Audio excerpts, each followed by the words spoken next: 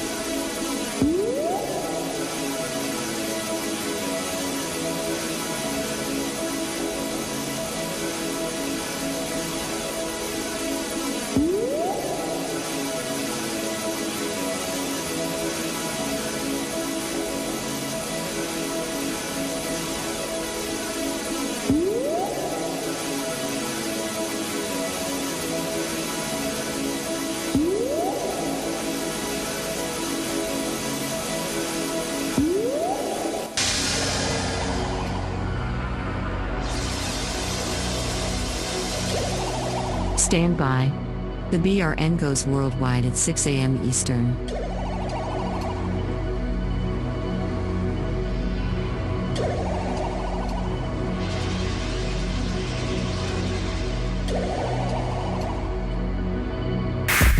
Attention, BRN affiliates. Showtime in 90 seconds.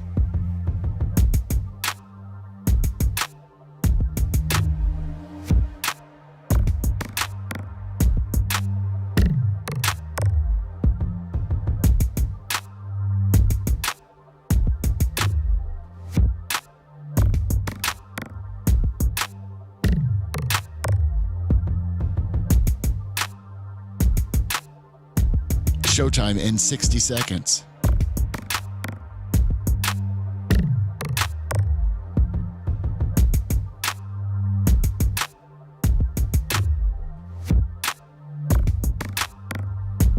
"45 seconds.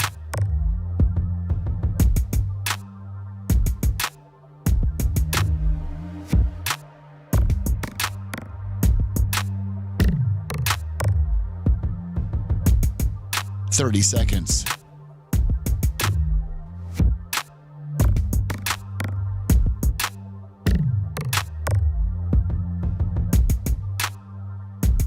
The show will start in 15 seconds, and this is your last audible warning.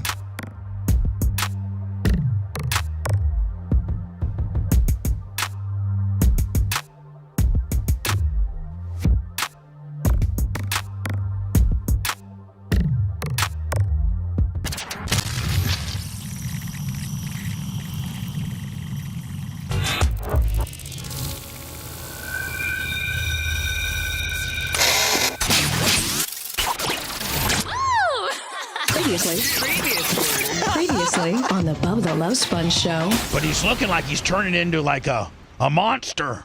Oh, he's still really good, but he does, like he's doing like real mean faces to the camera. He's like, "Arr!" Like, I mean, I'd be like, man, he is.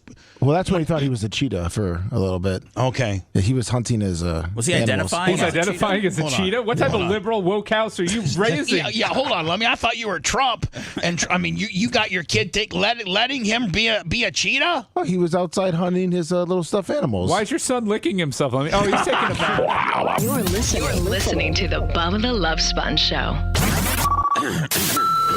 Broadcast rights for the Bubba the Love Sponge show have been granted to this station by the Bubba Radio Network and is intended solely for the enjoyment of our listening audience. Any rebroadcast, retransmission, or other use of this production without the express written consent of the Bubba Radio Network is prohibited.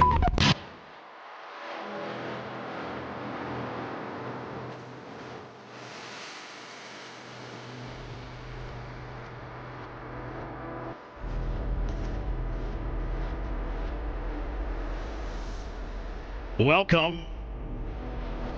The Bubba the Love Sponge show, Tuesday, September 3rd, 2024. After a very much would it be muchly needed or just needed? Much needed works. Well, yeah, that's sure. I was trying to be a little more fancy than just much needed, like muchly needed or whatever. I'm stupid. But, well, Critically necessary. Yeah. Please know we took Friday and Monday off. We always take, obviously Labor Day off. And for years, I've always taken the Friday before Labor Day off just as kind of for the boys, just because we got a long haul until our next vacation, which is Thanksgiving. Like we don't get it. We got all of September, all of October, and almost all of November just to sit here and grind our penises off. Seth, is your mic on? Yeah. Okay. Just want to make sure you were there over there. I'm ready to grind my penis off. Oh, you are? Yeah. Oh, God, yeah. Speaking of which, grinding your penises off, Scout and Big Gulp, they got a late start on Thursday. They threw 100 for Babyface on Thursday, which they didn't get recognized for. And then the Blizzard podcast, they threw another 50. So Scout and Big Gulp with the $1.50 last week. Yeah. PayPal, Venmo, Cash App. Matt Hoxie 50 from Friday. Thank you so very much. So Friday we were off. Did you take? I mean, I haven't heard any hiccups or anything like that. Did the best ofs go without a hitch? Yes, sir. And how are we? What are we looking like in this? In both Rhett and Macho Man's. Let me make sure. Yeah, their mics are up because they're participating in this project, the Bubba Army app project. It looks like, from what I can gather. You have to be a novel reader to get through most of it, but it looks like we're really making some pretty good progress on that. They're working out all the bugs, and it's my understanding from looking at the threads that we're really close to that happening. Yes, we are. And Macho and I have a meeting with Mike on Wednesday, so we'll find out some more details. So, Mach, are you there, buddy? Yes, sir. Wow, it's refreshing just to have everybody right there. You're not in the back wiring stuff up and stuff. What now? So after your Wednesday, your meeting on Wednesday, will that be the final debugging, or you think that we're getting close? You think we're within a month? Oh, yeah, we should nail down a date tomorrow. Really? I think so. I really think, Lummy, it's going to be so much easier for us to just say, hey, man, go to the app. Go to the Bubba Army HQ app. Go to anywhere you buy your apps, whether it's Samsung, whether it's Apple, whatever, and just download the Bubba Army HQ app and go and quite frankly, go crazy. Oh, yeah. You can do anything. You can do anything from the new app. You can listen to the show live. You can listen to the show on a continual replay.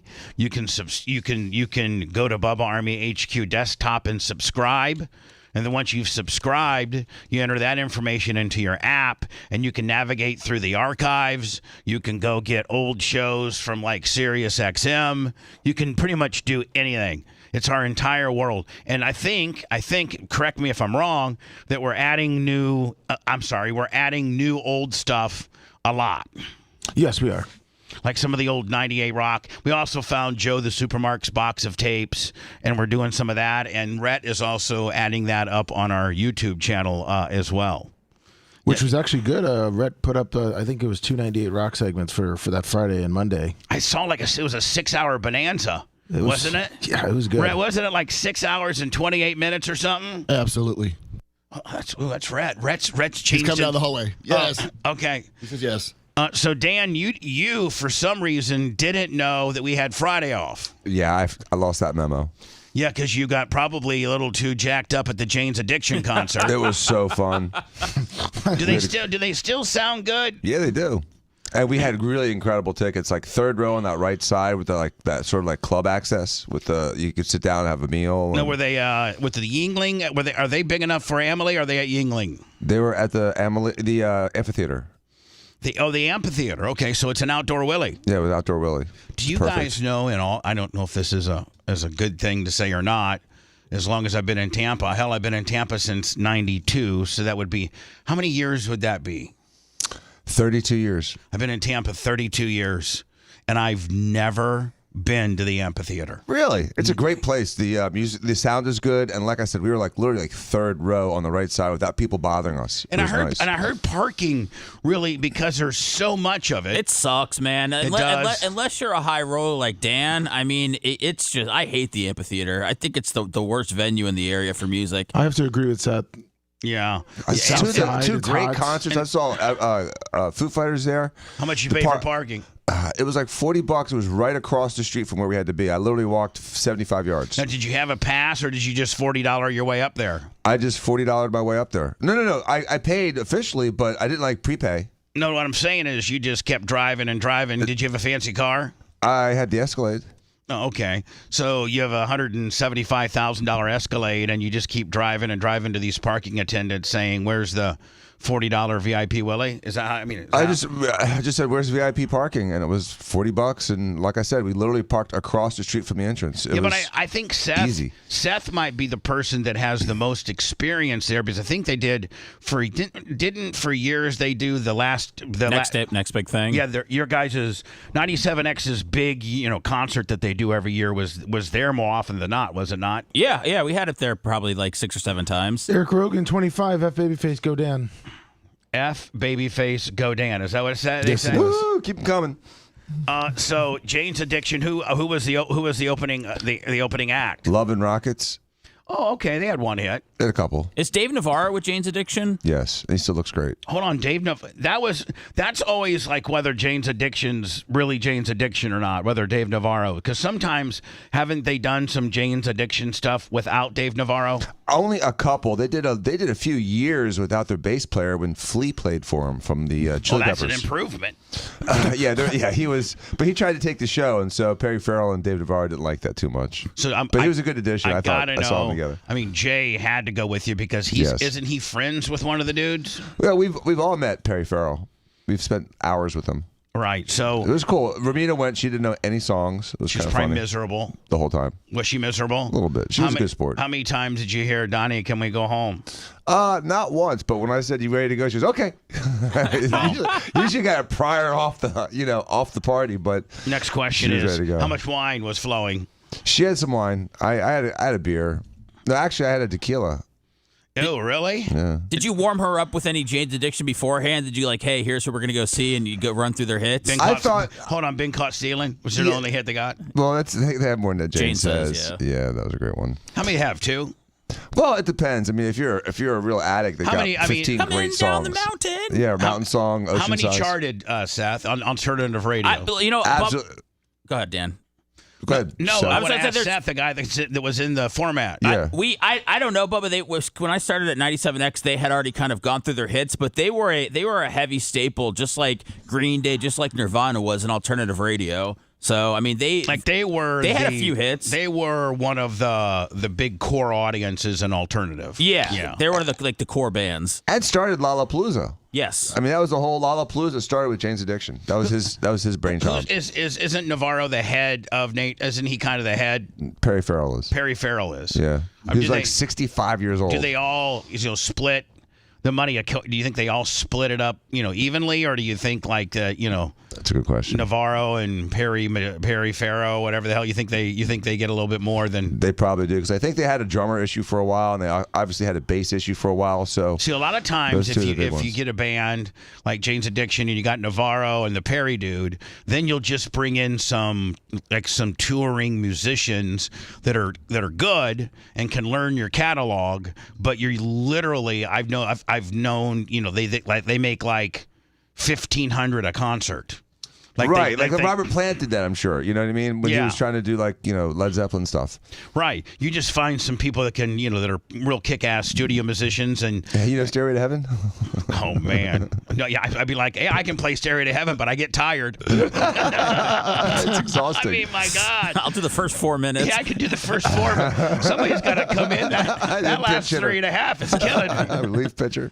My Lord, how long is Stairway to Heaven? It's like 9 or 10 minutes. So is, Jane's Addiction has a song called 3 Days. It's like their anthem. That's also like 9 minutes. Isn't it's a huge guitar solo. In a God and what is it? In a God and a Vida or whatever. I forget. La Vida Loca? No, there was a song. In the Vida, baby. That one? Yeah, I think that might be the longest song ever charted in radio. What's Freebird, like 8 minutes? Oh yeah, Freebird's 8 minutes. Freebird's long, yeah, it's 8 or 9 minutes. It's long. It's all guitar solo. And the dude just wails. He just wails. It's dudes. There's like 6 guitars going at the same time. I know. What is that, Leonard Skinner? Yeah, it's so much fun to watch them live. They're like last concerts in the 80s and stuff, in late 70s, and watching them go off is really cool. Strauss TV 25, and then it got a video with 17 minutes. Yeah. Oh my God. Yes. Really? Yes. Who sang that, Lummy? Was it Iron Butterfly? Yes, Iron Butterfly. Yeah, wow, how about that? Wow. Yeah. Jeez. Iron Butterfly. Bubba Kasem over here.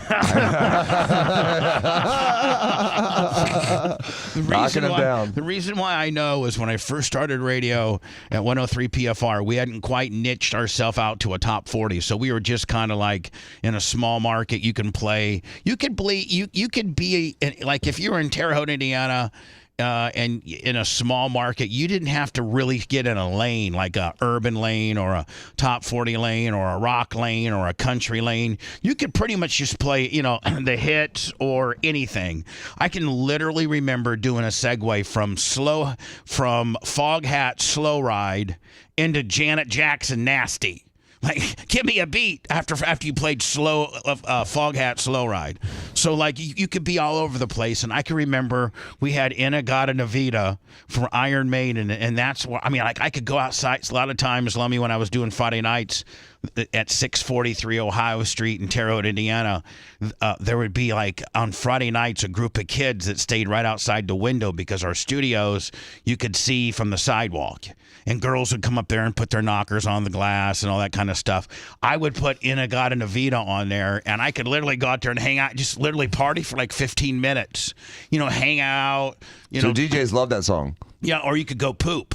That would be a good pooping song, but in a God and a Vita. And I was a long pooper. So. It was really good for the people that used to burn heaters back in the day, because that was the thing when you would put on a long song, you could run down and smoke. I don't know if people were smoking in studios still, but... Oh, back when I first started, they would just burn them right there in the studio. Oh, no. When I first started at the Tyler Pig... on Gandy, you would burn them in the studio. No. Smelled like a bowling alley. Oh, it did. Or you could burn them in your office. You could burn them anywhere. You could literally burn them anywhere. The engineers weren't uptight about like smoke around the stove. Really? Not when the operation manager Mark Chase was one of the biggest camel smoke and heat burners there was. Yeah, they just burn them right there on the air. Have one going right there on the air. So anyway, Dan goes to Jane's Addiction on Thursday night, and then thinks that we're on the air on Friday. Yeah. So you probably would have had a much more enjoyable Jane's Addiction, because I'm sure that as you're watching Jane's Addiction and they're doing the one encore, maybe two. Well, no, it looks like he left before it ended because he said, Romina, do you want to go? So I'm guessing, Dan, you didn't stay until it was over. Well, I knew that what their last song was going to be. Obviously, Been Caught Stealing, and so as soon as they were leading up to it, I'm like, okay, let's go. Hold on, they're such a dicks that their biggest hit is their last song? Yeah, I think their biggest hit, that's their most popular hit. Their biggest hit, I thought, was Jane Says and 3 Days are the two, my two favorites. Maybe on the alternative charts, right. But for as the far real as OGs. But for pop culture, top 40, Been Caught Stealing, I think was a top 5 hit. Yeah, and also that superhero song they used to do for Entourage. Yeah. Yeah. So, but still, Been Caught Stealing should have been somewhere in the middle. I mean, I don't know why. I mean, no, you got to, Bubba. You save that one for the end. Yeah, Foo Fighters does Everlong at the end. The promoter probably gets with you and say, "Man, I really want beer sales clear to the end." So, Been Caught Stealing needs to be the last song. Otherwise, I'm going to lose half my crowd. As soon as you play that song, half the people are leave.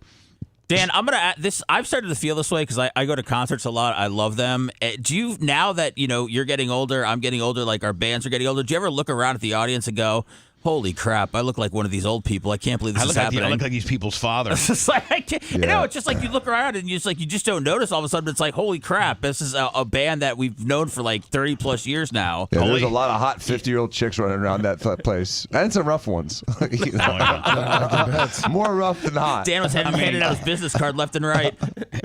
Yeah. A lot of Botox needed. But Dan, you could have probably had, because when you do mornings like we do, you're always proverbially on a weeknight counting down if you have to, like you. The whole concert, Bubba. Yeah. You're right. Absolutely, the whole concert. I was distracted by the fact that I had to go to work the next morning. Right. Yeah, So the whole time. So like 9:30 turns into 10. Just count down. And they still got probably a good 45 minutes left. Maybe an hour, and you're like, oh my God, if I get out now, I can beat traffic, and let's not forget I got to get up at 4:30. Exactly what's going on. Oh my God! But if you were like, man, I don't have to do the show tomorrow morning, and I don't have to be. My first place to destination is to be at the office by 9. Please, bitch, you're watching the whole thing, and you don't even care if you get caught up in traffic. Nope. Right? Yeah. I mean, you're home by 12:30. You're getting 8 solid hours of sleep. Yep. Instead, you're like, oh my God, it's 10:15. If I leave now, 11 gives me 4 hours, 5 hours sleep, and do the show. Supposedly you actually pulled into the studio. I pulled into the studio. I'm like, boy, the parking lot looks awfully empty this morning. Where's Seth? And where's Lummy? And then I go in, and it's all quiet, but I hear noise. He gauges if we're doing a show as whether Seth Ford's here or not. If Seth Ford's he's here, then we're on, buddy, right? Yeah, and so I open up. It's dark, but I hear noise coming out of the cage, and so I go all the way back. Cage? The engineering. The engineering, right? Well, the noise is the best of. The noise is probably the count. Yeah, the best of, or the countdown of the best of that's getting ready to start. Exactly.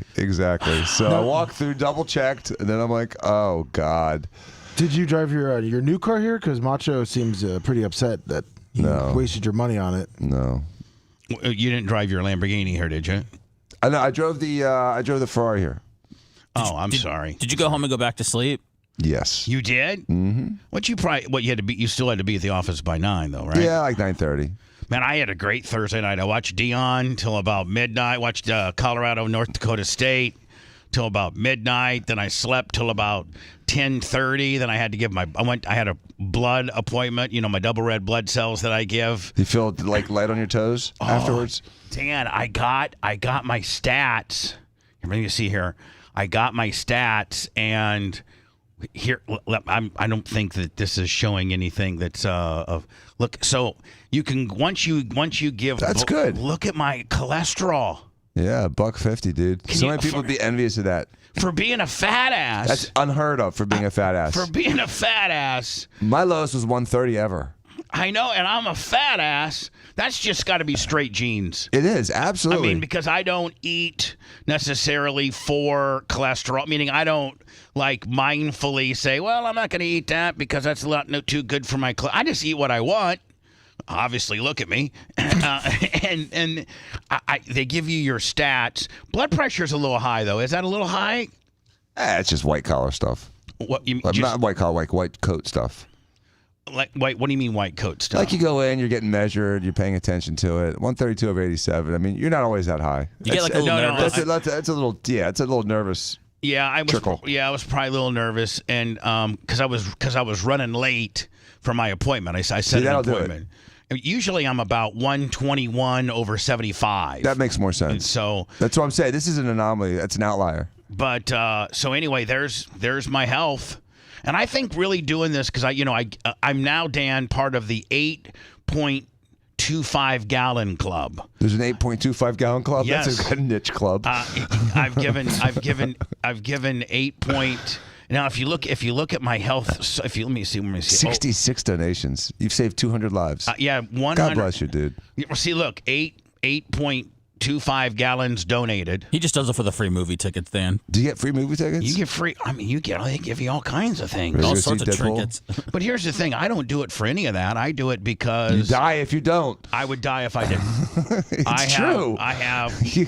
I mean, if I have maple syrup running through my veins as blood, but I don't... I mean, this makes it so that I don't, right, Dan? I mean, no, that puts you right into perfectness. Right. So bloodletting back in the old days actually did have a function.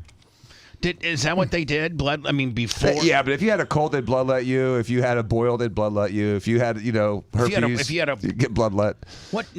If you had herpes, they would bloodlet? Well, I don't know. I was being facetious there, but anything you did, they'd start taking blood. They'd start sucking blood out of you. So then yesterday, I get an email from One Blood, and it says, "Congratulations, your blood just saved somebody in surgery." It actually told me the place. Really? It tells you the place that they send your blood to. What about a name and a face of the person you saved so they can thank you later? Like a little card, like the animal you saved if you donate. Or Here you go. The little kid from Africa. No, mine didn't go that far. Here you go. It said, what if some hot chick with huge knocks got your blood, Bubba? You saved her life, and she's indebted to you forever. It was. I thought I had the email, but it said it sent it to. It actually gave me the location that they sent my blood to. I've been told by, I think maybe Dan or other, that double red blood cells are mostly used in surgery. To replace whole blood as you're losing it. Right. Is that true? I mean, yes. So double red blood cells are. It's like whole blood. Is what they give. Is what they give during surgery. Lummy, as the college football season kicks off, I guess everybody's making. This chick didn't slip our cracks. No, we've been on to her for a long time, have we not? Yes, it's a slip. She came from the New Orleans Saints. Yeah, she's originally from Florida. She grew up in Weeki Wachee. Oh, she did? Really? Yes. She might know who we are. You think she'd do a show? Should. You think she? I mean, she might be a mermaid. Yeah. Yeah, she was born in '96. Oh, okay. Well, that was my first year in '98 rock. So maybe, her mom was listening to you in her mom's belly. Her parents probably were listening to me when they conceived on a No Panties Thursday. Yeah, they used to put headphones on her tummy when she was pregnant. Her dad was a golfer, a PGA golfer. He was? Yes. The 2024 college football regular season has begun, and I don't know how. I'm going to be honest with you. I'm not even going to try to butcher this. But how do you say her last name? Her first name obviously is Eileen, but Dan? Natiak? Is it the H silent? It would have to be, right? I don't know. Natiak? Natiak? Natiak. Natiak is getting ready to return to work as she's going to cover the University of South Florida this football season, much like her selfie from 2023, Eileen Hatinak. Has fans going crazy after posting a picture of herself looking straight into the camera while wearing a tank top and being at the team's practice. This is Eileen Hatinak. So Natiak, she's pretty good looking. Do they have any? She beats if you click on the Instagram, it would take it to hers. Right here. Yeah. Click on that. Yeah. And this is her ex. It has her Instagram too on it. Whoa. Yeah. Now is she covering the Bucks too? Yeah, she's a sports reporter for the NBC. If you click on, it has her Instagram. Look at the jugs. Wow. Wow. She blows that blonde lady out of the water. If you go to the top, it shows her Instagram. She posts more pictures on her Instagram. She's more Instagrammy. Yeah. You got to see her or Aaron Andrews. Oh, Erin Andrews is beautiful. Hold on, she's beautiful, but she's getting a little long in the tooth. Yeah. Right. Not this one. Hold on here. Uh-oh. This is obviously maybe a wedding or something, Lummy. Yeah. Little hippie. Oh, whoa. Nice. I'll tell you this right now, man. She is not going to be in Tampa long. I mean, no, this is like a pit stop. Yeah, she's not going to be. WFLA is not going to be able to hold on to her very long. She's going to be like, ESPN or like New York or LA. Just based off her looks. Yeah, of course, Seth. That's what everything. Well, I just saying you haven't seen her body of work. I mean, what if she's a mime? I mean, well, here let's see if we can hear her body of work. Let me see here. Does she have an accent? I don't know. Let me see.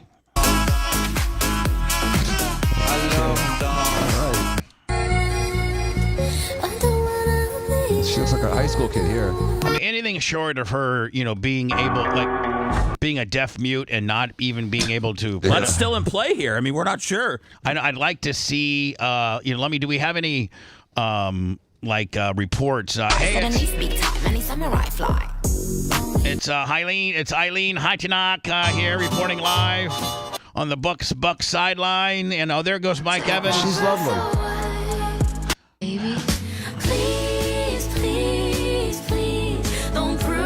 Okay. Until I can see some actual reporting from Eileen Hatian. You're not into girls just showing out their fits?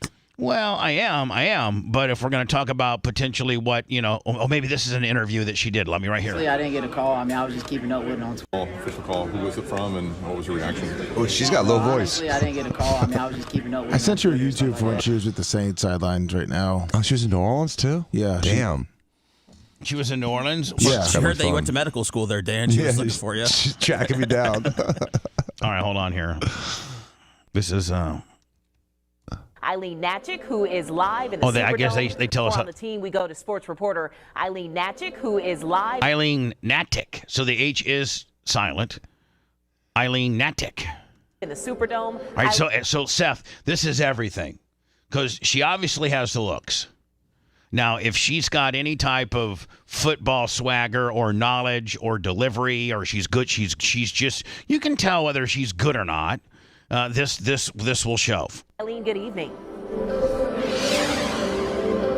Thanks, Renee. The Saints' chances of making the playoffs went from 25% to 53% after defeating the Bucs last weekend. However, it's going to be a challenge tonight against the Dolphins, considering the Saints have 15 starters out who are mostly on COVID reserve. And with rookie Ian Book making his first start tonight as quarterback, it's going to be difficult. Both of these teams cannot afford to lose tonight.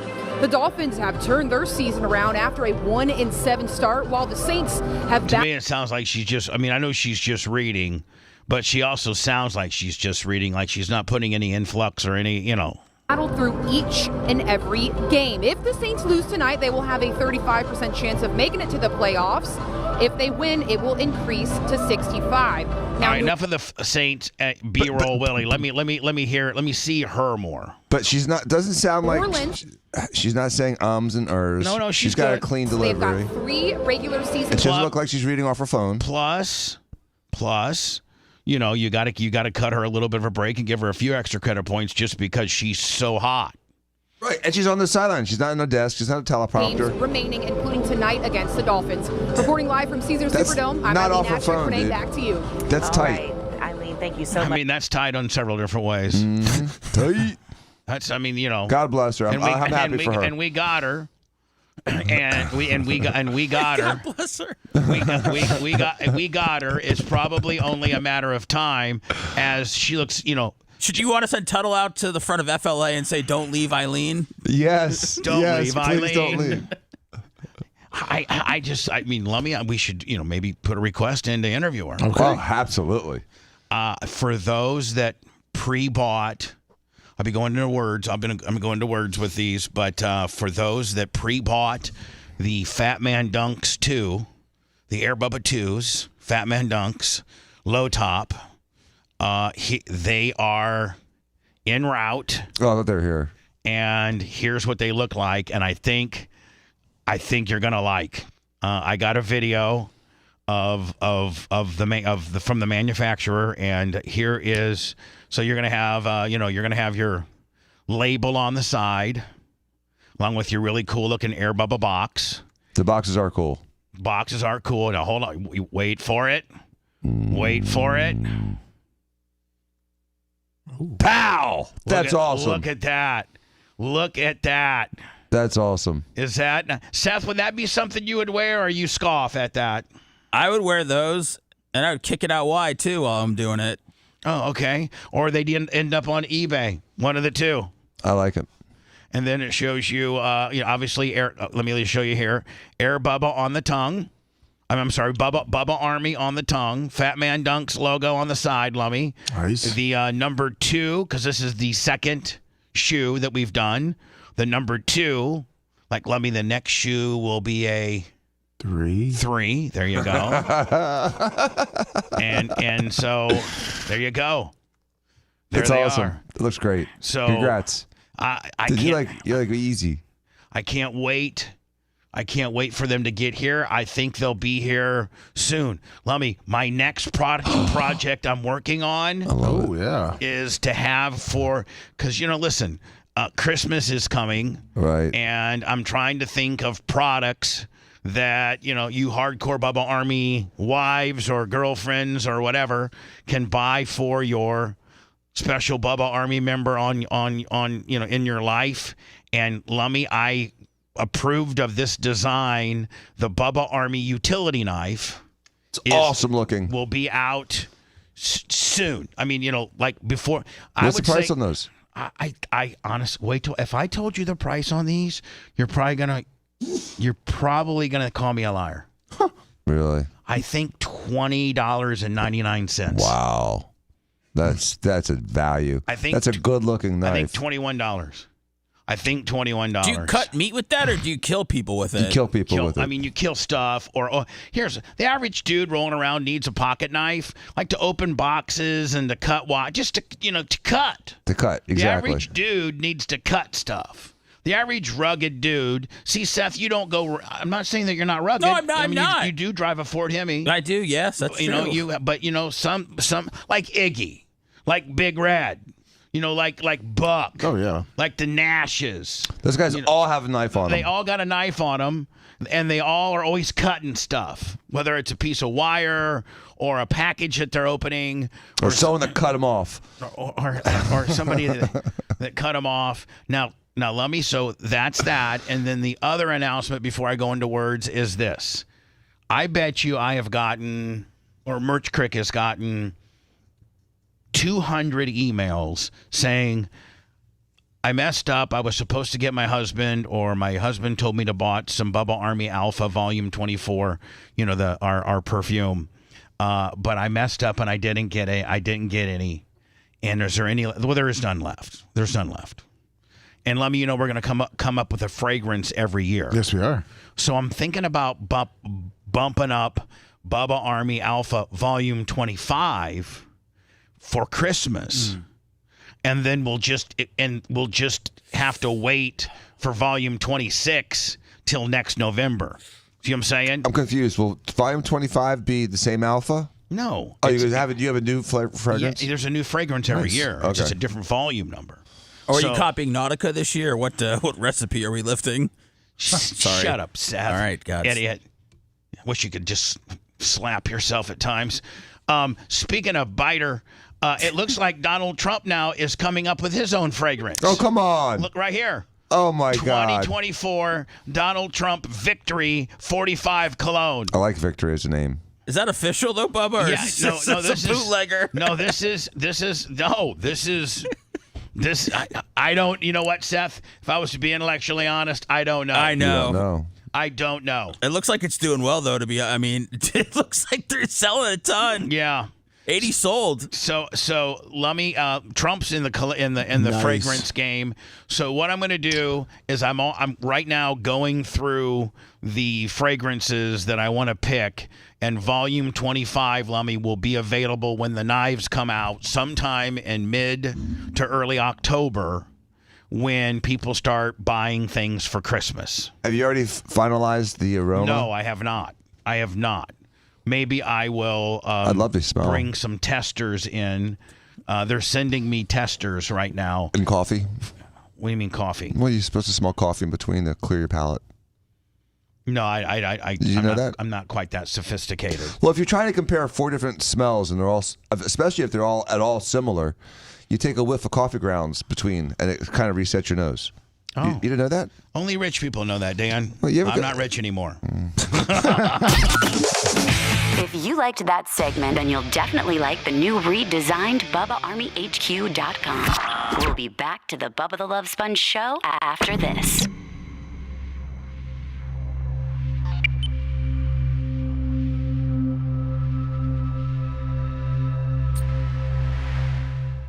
That's actually brilliant. Yeah, I was thinking that they probably have some good stuff that we can water down. I'm getting summoned. 2 seconds. Maybe you got you a Jane's Addiction shirt. It's just us. It's just us, ladies.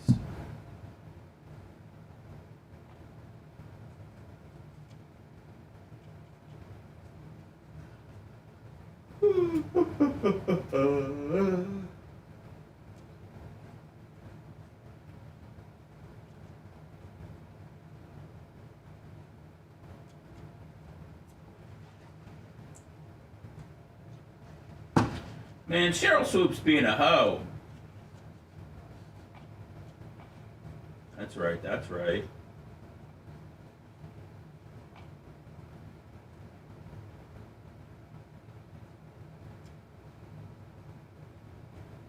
Oh my God, they're stripping Paralympic runners of bronze medals? What the fuck's going on?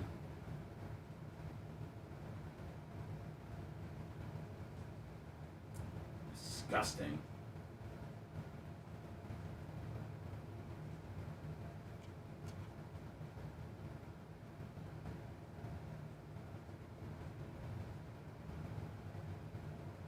What up, Quicker Ticker, Grouper Lip, 717. Hoff, I'm gonna go with the Ravens, man. I feel like those championship nights are really fucking exhausting on the home team and the champions. And I mean, I don't think it's necessarily means that the Ravens are gonna win the Super Bowl. But I think they should have this game. I think the Chiefs are gonna win it all. What the fuck do I know? Did I say what's up, Joe, Paul? Listen, I was so desperate yesterday. I was watching Paralympics. Okay. Were you watching Nothing wrong with watching No, the sport I was watching was just. What was it? I saw some badminton. Blind guys. It was USA versus Japan. And blind? What were they doing? So there's two nets on each side. I forget what it's called. And three guys are in there. Blind. They're on their knees, and one guy grabs a ball, and you have to throw it a certain way at the net to score. What fucking made up shit is this, man? It sounds like skee ball for blind people. We looked it up. I guess they developed it after World War II for blind guys, but still, it's like okay. But we all thought it was first dodgeball, and then it was. I mean, I didn't know they had it specifically for blind people. I mean, I'm glad they do, but I just, Yeah, they have some where these, where blind people and people with not all the way blind. A little mental. But they have to still Well, what is the sport called? I had to look it up. I couldn't remember. But USA lost. Then you get penalty shots. It's. Well, Michael K got booted to what? What Michael K get booted to? Michael K is one angry motherfucker, man. Whatever, any clip of him that goes viral, he's yelling about fucking something. Who? Gruden? Michael K, the Yankees. I sent you the Gruden play-by-play. Instagram. Yeah. Gruden's launching a new show, I think. Like an internet-based show. Oh, I was wondering if he got hooked up with a network or something. He's doing something. He just starts screaming like fucking. What was that guy? The Democratic politician. Woo! Howard Dean. Dean. He's trying to do one of those in it. What up, Timothy? There's some good ones coming out this week. No, I wish I would have seen this one. They had blind soccer. What up, Bubba's my God? Nothing good attack of the dog. What up, Nick? Yeah, I saw Travis Hunter's touchdown. He's fucking the man. A goal ball. He's not fucking the man. He's the fucking common. So do you think that, Steph? Do you think he gets drafted? Dude, Dion, I guess I didn't send this audio. Dion said that both Shador and Travis Hunter will be top 4 picks, and he knows where he wants them to go, and he said he will pull an Eli Manning and dictate where they both go. What I'm saying is, and I know that, but do you think that he gets looked at as I think he gets looked at as a wide receiver more than a corner. What do you think? They said that he's more viable as a wide receiver. Yeah. I mean, yeah.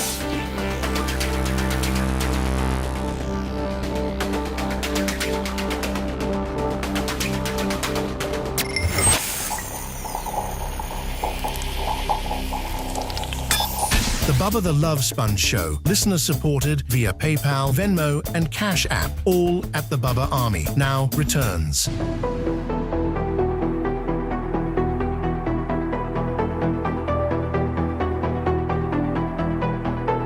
This Friday, the 6th, Lummy, I think we're doing the Hall of Fame selections. Yes, we are. Is that on the that's on the regular show, correct? Yes. Today's after show will be a Clem Kush podcast. And then the Operation Pigmentation guys come in, tape their podcast. Wednesday will then be an after show with Red and Lummy. Thursday, I don't even know. Thursday, Stoner Loner, right? Yes. Yeah. And then Friday, Lummy. Is that the weekend review? Yes, the weekly wrap-up. I was watching the numbers live on that, and that was pretty good, actually. Oh, thank you. Not this past Friday. I'm talking about 2 Fridays ago when I was sitting in my chair. In my chair, yes. Neil Malpa's here, $10. Dr. Dan Fun. Oh, thank you very much. Nothing so far on the PayPal, Venmo, Cash App, all at the Bubba Army. So the next break, Neil Mount Plaisir. I love him. He's such a good dude. He is. He really is. So next commercial break, which will be closer to the top of the hour. I don't know. Let me see. I don't think we can go live from our phones because we're live, via the network. So we can't go live on YouTube. We can't go live on Facebook. We can't go live on any. We can maybe go live on Instagram. Maybe we do that. And Seth, you know how to do that, don't you? From your phone. Yes. Okay, so we're going to go live on our Instagram as soon as we get done. So Seth, as we're getting close, what's the setup time for that usually? Well, you mean just to hold it in my hand? Yeah, say, hey Seth, about 3 seconds. I want to end the break. Okay, it's Bubba the Love Sponge show. We are all going to go out to the front parking lot and look at something. And we'll be back in 5 minutes and 20 seconds. Lummy, did you get the Eric? Uncle Eric, $50. $50 in the Cash App. We're going to go out to the front parking lot and we'll be live on our Instagram. And we look at what Dan has in the front parking lot. Maybe everybody except Macho Man. Well, Macho Man's already been talking about it the last whole break. So, Macho Man, please keep your feelings to yourself.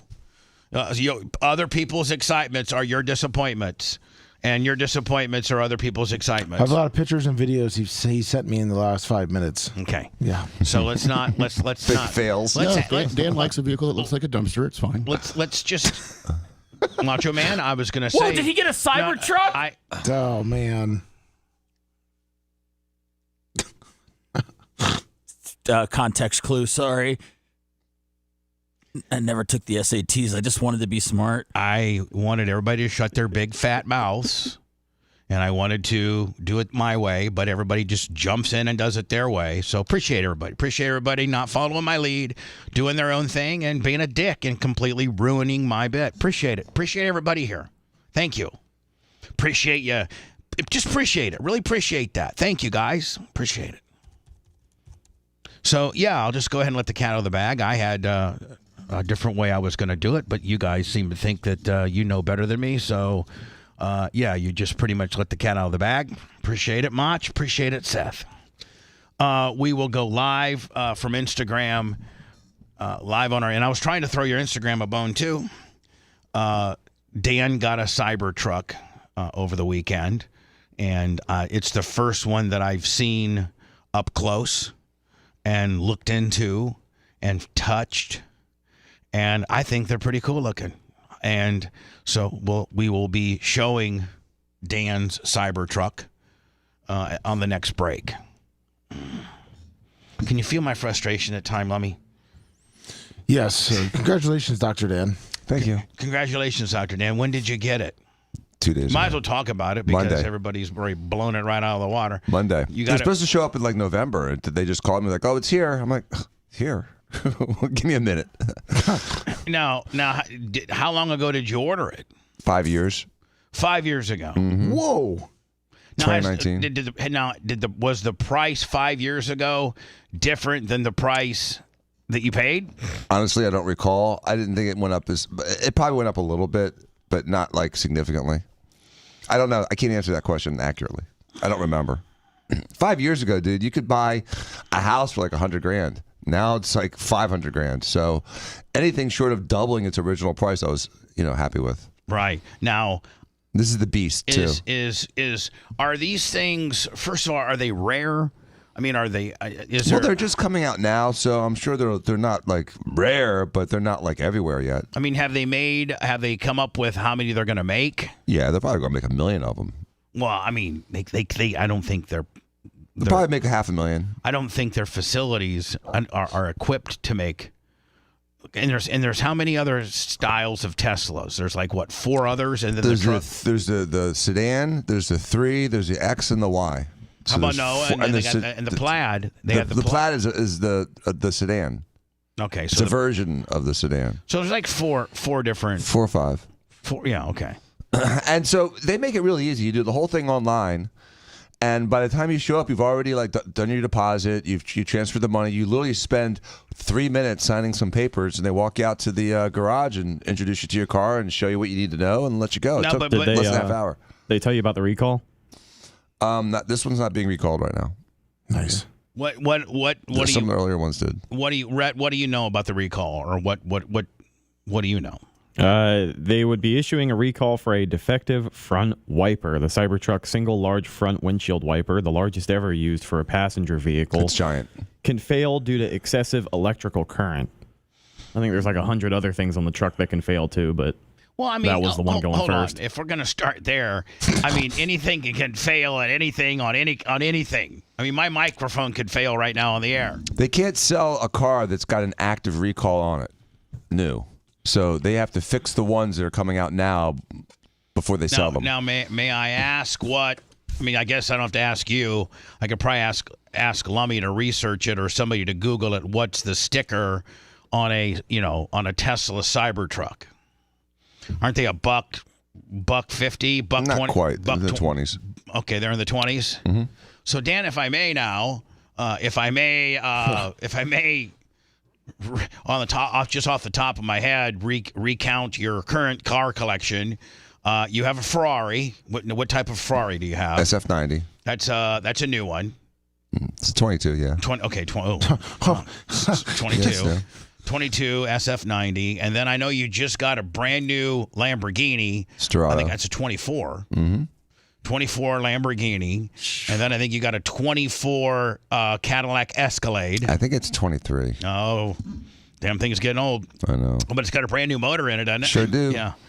And then now, is this a 24 or a 25? I think it's a 24. So now a 24 Cybertruck. Mm-hmm. Yeah. And are you going to keep all those? Or is you going to, are you going to? I'm getting rid of the beater Porsche. Oh, the beater Porsche that you just realistically, I was over at Terry's Automotive, and I think it's still there. It is there. It's been there for a month. And he's very frustrated. It's very frustrating for everyone. I went over there to go pick up my truck, my F-150, because my car lift is broken. You know that. Oh, yeah. And so I was going to put some new running boards on my F-150, but car lift is broken, and the last time I used my car lift, I almost killed myself. How did it almost break? How did it break? I really don't want to get into all that right now at this point. But I did have my truck on it, and it was one of the scariest times of my life. I had my truck on it, and I didn't set the rubber pads that hold the frame. On the car lift, they have the rubber pad posts that you put on the frame of the car, so that it's a solid area as you're lifting up. Gives it a better hold. And so I'm going up with it, and I'm going up with it, and Lummy, I see these rubber pads, and they're kind of moving. Oh no, they're not. They're kind of moving, like they're not like locked in. Yeah, they're not locked in, and it starts to move, and it kind of falls off the frame that's supposed to be on. And then the whole truck starts to slide. Oh no! And it looks like it's doing a complete wheelie, Lummy, and the tailgate's like almost on the ground. And I'm freaking out. And I sent the merch crick to the store to get a new oil filter wrench, because I lost my oil filter wrench when I think I was working on Seth's Ford Hemi. Not Seth's fault. So you were alone. Yeah, but thank God. This was quite a while ago. I should have probably talked about it when it happened. This is about 2 months ago. I've been so embarrassed to talk about it because it makes me look like a complete jobber. But what did save my life and saved me was, those two big, Lummy, those big stands that I put underneath. After I get it all jacked up, I have a front stand and a rear stand that I put, on, like a safety sort of thing. Yes, and that rear stand saved my life. Wow. Because it stopped the truck from scooching any farther. But so I had all four wheels off of my truck because I was going to do a tire rotation and an oil change. Much, Seth, much like we do with yours. We always rotate the tires and change the oil. But your Ford Hemi has better pickup points to jack it and isn't nearly as heavy as my truck. So your Ford Hemi just goes straight up. We don't have anything to worry about. And so my truck, I don't know if it was just too heavy. I didn't have it right or whatever like this. So I have all four wheels off, and I don't know what to do.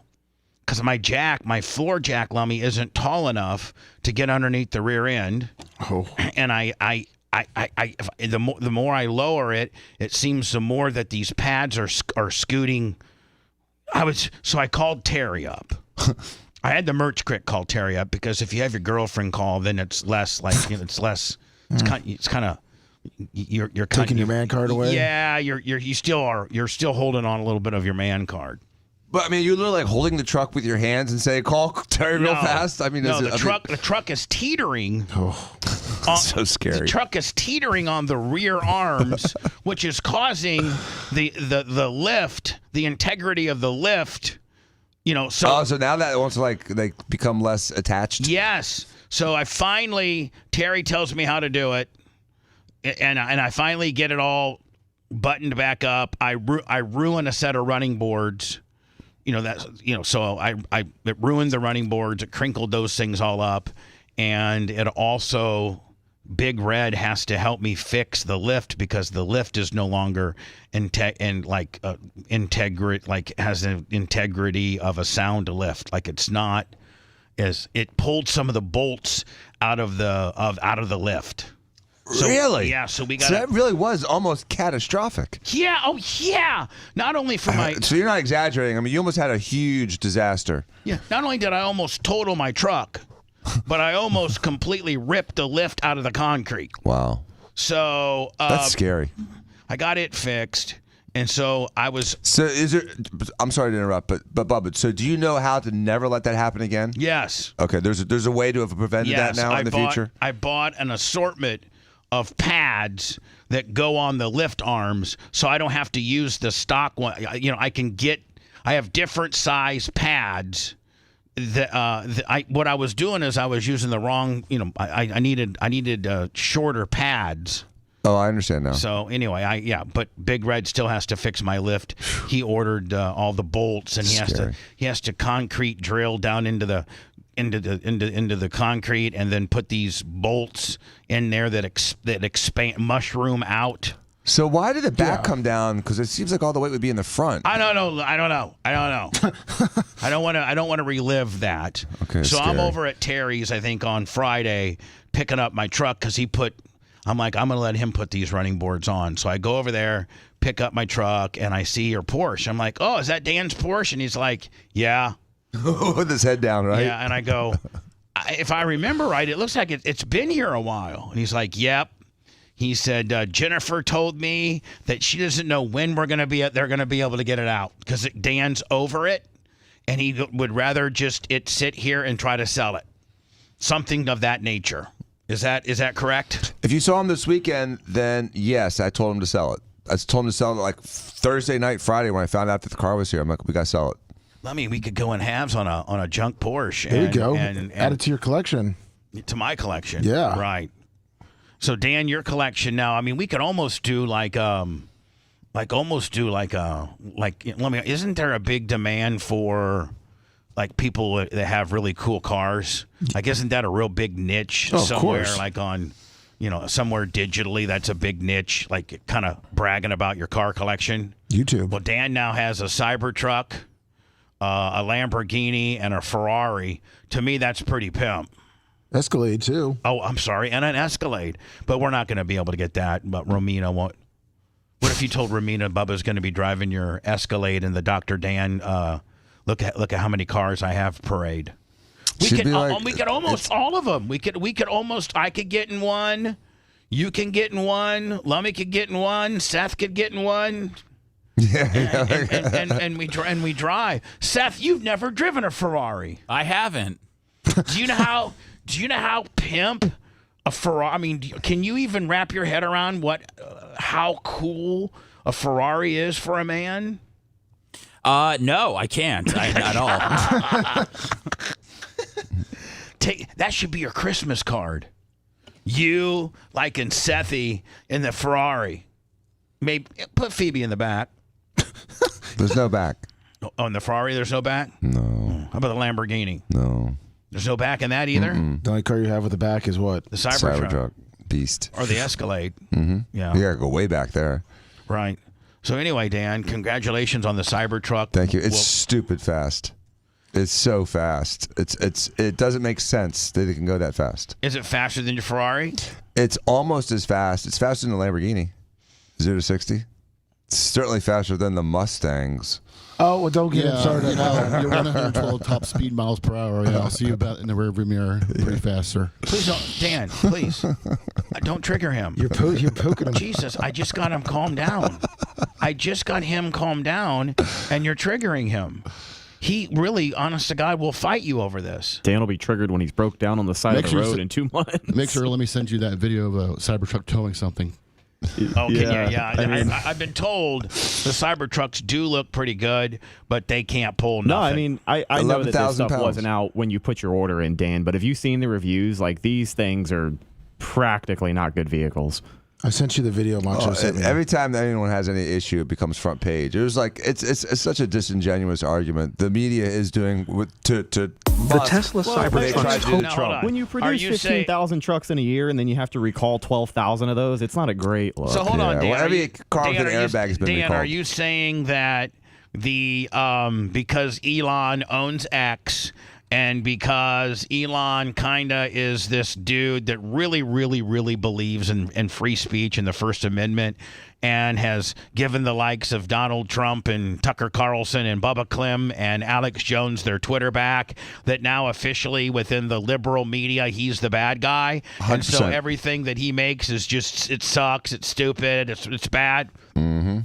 The Tesla Cybertruck's tow hitch snapped off the frame of the truck in what was, to be fair, a pretty ridiculous torture test. Here it is. Be careful. That kind of looks like the way my... Is that how your left and left? Hold on. Pretty Hold on. ridiculous If I was to actually... this is the closest reenactment as to what happened to my truck when it was on my lift. Right here. Your test. Here it is. Right here. Careful. That's what happened. And the front end stayed. Be careful. Oh, yeah, it's here. I know. Now, are these guys here just trying to make the Tesla look bad? Yep. No, yes and no. Whistling Diesel does a lot of ridiculous truck stuff, but this was just supposed to be like a toughness test. Okay. Uber Whistling Diesel. And a lot of trucks in the truck world. I mean, I don't know if Seth knows this or not, but a lot of times one of the big things with trucks are they'll hook a chain up, like Red. I think that they'll take like a Chevy 2500 and a F250, Ford versus Chevy, and try to do like a pulling contest, right? And like an F. What's comparable, a F350 and then a Chevy 3500. And they'll do a polling test or throw a Dodge in there. Diesel. No. Hey, Dan, there is one saving grace. At least it's not a Dodge, because Dodge makes the worst trucks. Really? For crazy stunts. Yeah, like even Chevy. Those TRXs go for a lot of money and they're really fast. Yeah. Involving cars, acquired a Cybertruck to put it through a torture test and side-by-side comparison with a Ford F-150. Are they bulletproof, Dan? The video. Supposedly the windows are. Dan, let me get my gun out. And, well, that's what a lot of people have done on YouTube. Is I've seen people beating with a bat and shooting it to try to see if it is everything that they say it is. Yeah. I don't know if we can fire a discharge. I don't know if we can discharge a firearm here in the city limits, Lummy. But I don't want to, and I don't want to actually shoot Dan's truck. Last weekend, and it is all. This is exactly like Dan's got right outside with these really cool looking hubcaps and creating a lot of controversy. First, he starts the video by complaining about the charging experience with the Cybertruck without explaining the actual problem with the charging. This is a f***ing disaster. Yeah, I'm not able to charge it. It says paid charging unavailable. I have to add it to my Tesla account. I've been on the phone. Now, see, Dan, my sister does have a Tesla. And it seems like the kind of cool thing, but yet kind of a pain in the ass thing is that like everything is done through the app / dashboard deal, so including charging credits. Right. Now, you're going to have now, I'm assuming that you probably have not had an electrician come to your home and hook up a 50-amp charging station. So Steven used to have a Fisker back in the day, and so I have it all wired. I just got to hook it up, so it'll be an easy hookup. And who wired this? An electrician. Okay, not you. No, God, no. I don't touch service trying to get like a document submitted because I don't have the title for it because I'm at a supercharger and the truck is at 0%, so it's borderline dying and it's 110. So, like, Dan, how much percent? Like, when if we were to go out and look at it here momentarily, what percent are you at? Probably around 70 degrees out. Now, did you drive it a little rough today over here? No, it says that only you go back and forth to 80%. Just keep it to 80. It's just easier and better for the battery. Still under an unknown buyer, so I'm going to go ahead and escalate this to our site leadership. I have the Tesla just to see if we can get it right. So this is stupid. It's because the guy doesn't own it. He can't charge it. So to me, I have it all hooked up. Everything is done with the phone, and they give you $2,500 of credit. So you have literally like a $2,500 credit card when you get the truck for charging or accessories. So tried to pull the F-150. No, this was weird. This was weird. I saw this video. I've seen this entire video. Here's what I don't think. This might not be fair to the Tesla truck, and the fact that the Ford it already has its front wheels hooked on some round, concrete culvert type deal, giving it it's locked. It's stuck. Yeah. The Tesla truck just went over this obstacle like it was nothing. What I'm a second saying ago. is it would be fairer if they were doing a pull test and they were both on that dirt. But having the Ford already humped over one of the culverts, I mean, Rhett, even if you were to be intellectually honest, they need to be on even ground. You can't have the Ford already have its front wheels hooked over a culvert. That automatically gives it a little more oomph, doesn't it? Sure. I mean, we haven't watched it yet, but he did also say at the beginning of the video this wasn't necessarily fair to the Cybertruck. They just literally want to see what this thing is capable of. Man, Dan, look, Rhett was right. Look that's the world's largest windshield wiper I've ever seen in my life. It's biggest, yes. My it's God. Huge. Jeez. The most controversial part is when the Cybertruck's tow hitch snapped off the whole frame as it tried to pull the F-150. It comes right off of that thing. He drives it right off of that thing. We're going to go one more, and then we got to send it, okay? Critical steering issue detected. There it goes. Here we go. Ow, ow, ow. Oh. Which might have messed up the tow hitch on the way out. Wrong. The truck is almost on the ground. Oh, it's this side too. Is the air system broken? The air ride system is really, really cool, but it's just not meant for this crazy. Listen, here's the thing. I own an F-150, and I would never put my car or a truck through this obstacle course of concrete. Like, nobody's going to do that. Come on. Exactly. Come on, dude. You'd have to have one of those professional lifted Jeeps, rock climbing Jeeps, to be able to. The average pickup truck cannot do this. No. The F-150 couldn't get halfway through it. It got stuck. The Cybertruck's back end. So anyway, Dan's got a Cybertruck. I sent you a video from Average Joe. It's showing him the Cybertruck pulling a 14,000-pound excavator. So he was trying to stick up for Dr. Dan. Here we go here. Our boy Average Joe.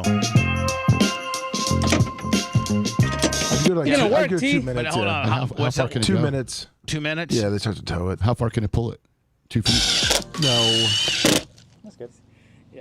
Did I miss? They probably pulled it and then killed the battery in 30 seconds. I was like, oh, that's pretty good. No, it shows it. I wanted to make sure that is very disappointing. Well, I guess I was wrong. Damn. No problem. Well, hold on. I need to know how far it pulled it.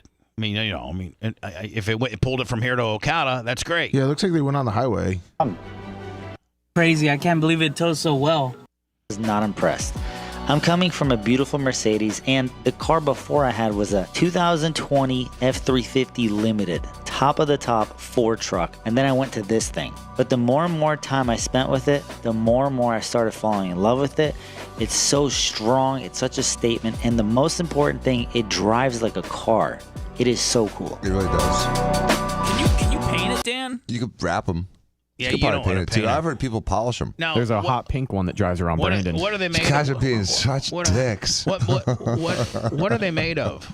Stainless steel. What just is stainless steel? Could we put Bubba Army door hold on.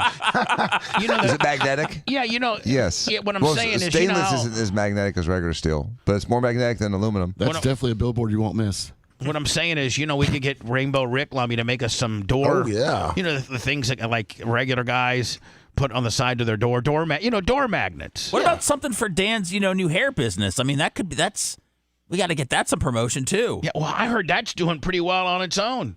Dan, are you booked yet? I've got my first one next week.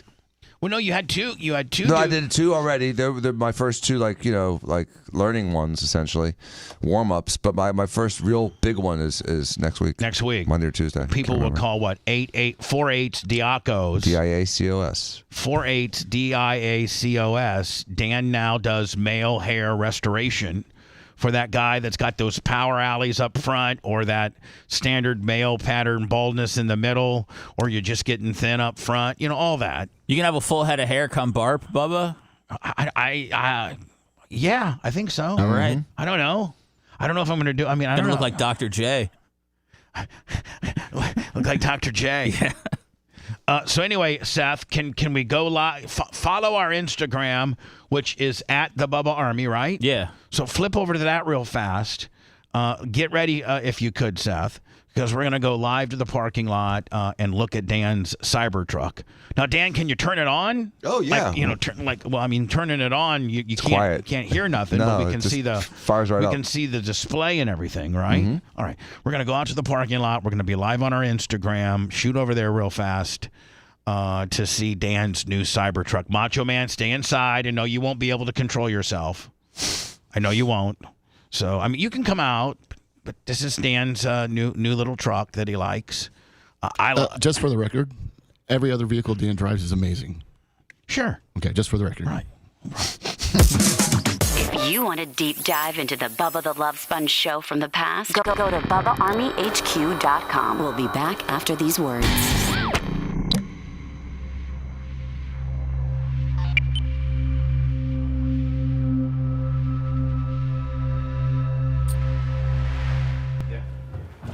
J Myers 212. You stay here for that. The chat. You guys catch Myers.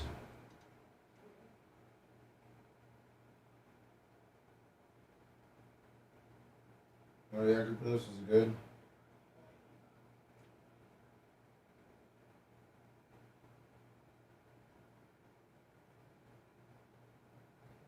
So Steve the Grumpy Old Man.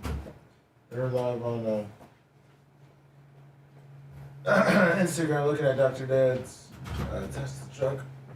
Good morning, Lummy. Hello, Rats. How are you doing? Doing all right. You see they tried to take out Gators legend, White Boy Rick. Oh, did they? White Boy Ricky Pearsall, baby.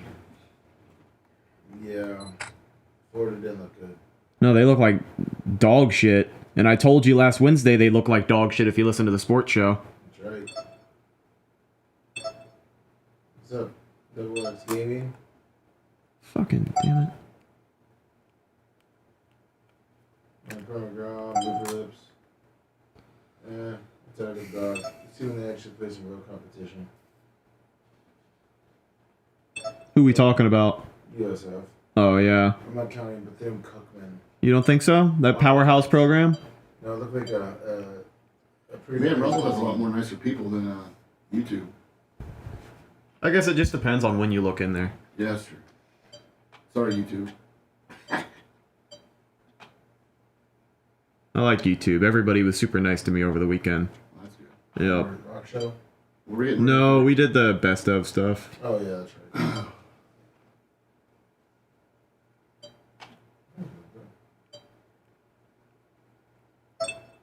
Mucho, we got an order coming from the Jeff Patterson of Uber Eats. Say what? There's an Uber Eats coming, probably around 7:20. If you don't mind looking for it. Okay. Well, that truck's kind of in the way, so blocking my That's view. true. Boss 83. Well, I mean, we should be able to see it from the gate. Yeah.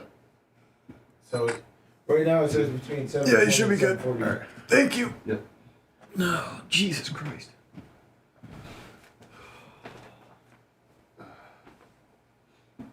Mummy, what's the over-under on Dan coming in and telling us he had his truck towed? 2 months? Oh, because of breaking down? Yeah. There's one in my neighborhood that broke down twice. He's not going to go a full year without that thing on a tow truck, I'm telling you. Yeah, but he probably won't tell us about it. No, you're right, he won't, because we've been giving him so much shit today. For some reason, the log was short. And the next gen stopped playing, so I had a log. That text message we got. Oh. I fixed it right away. Oh, okay. That's what that was. I get maybe the power failure screwed with it. I thought it was power, like power thing. I was like, Yeah, because it had plenty of segments, but it showed it was just stopped. So I just pulled more in. And that's weird. let's bubble those firing buttons here. What's up, Neil Mount Plaisir? Oh, and then like, yeah, fire too many? Yeah.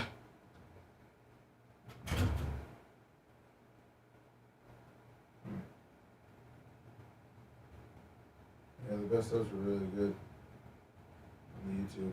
There's a couple good clips on there. You need to get what read about and Gary.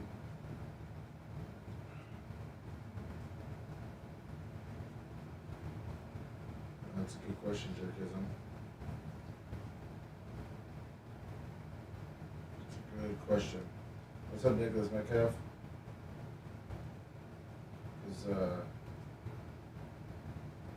Both don't look good. I never really did like that DJ guy when he was supposed to be a superstar of Clemson. He kind of was the same way. I don't know how he did at Oregon State last year, but obviously moving to Florida State. Are they coming in? Hey! Hey! Hey! Hey! Are they coming in?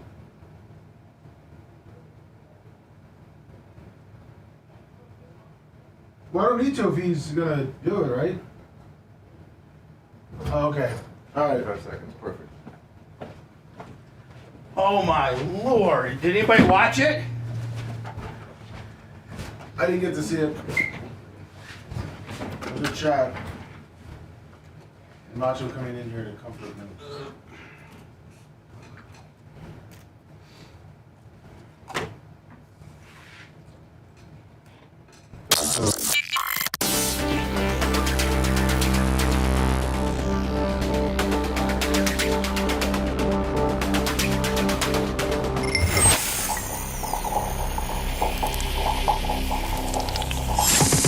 The Bubba the Love Sponge Show, listener supported via PayPal, Venmo, and Cash App. All at the Bubba Army now returns.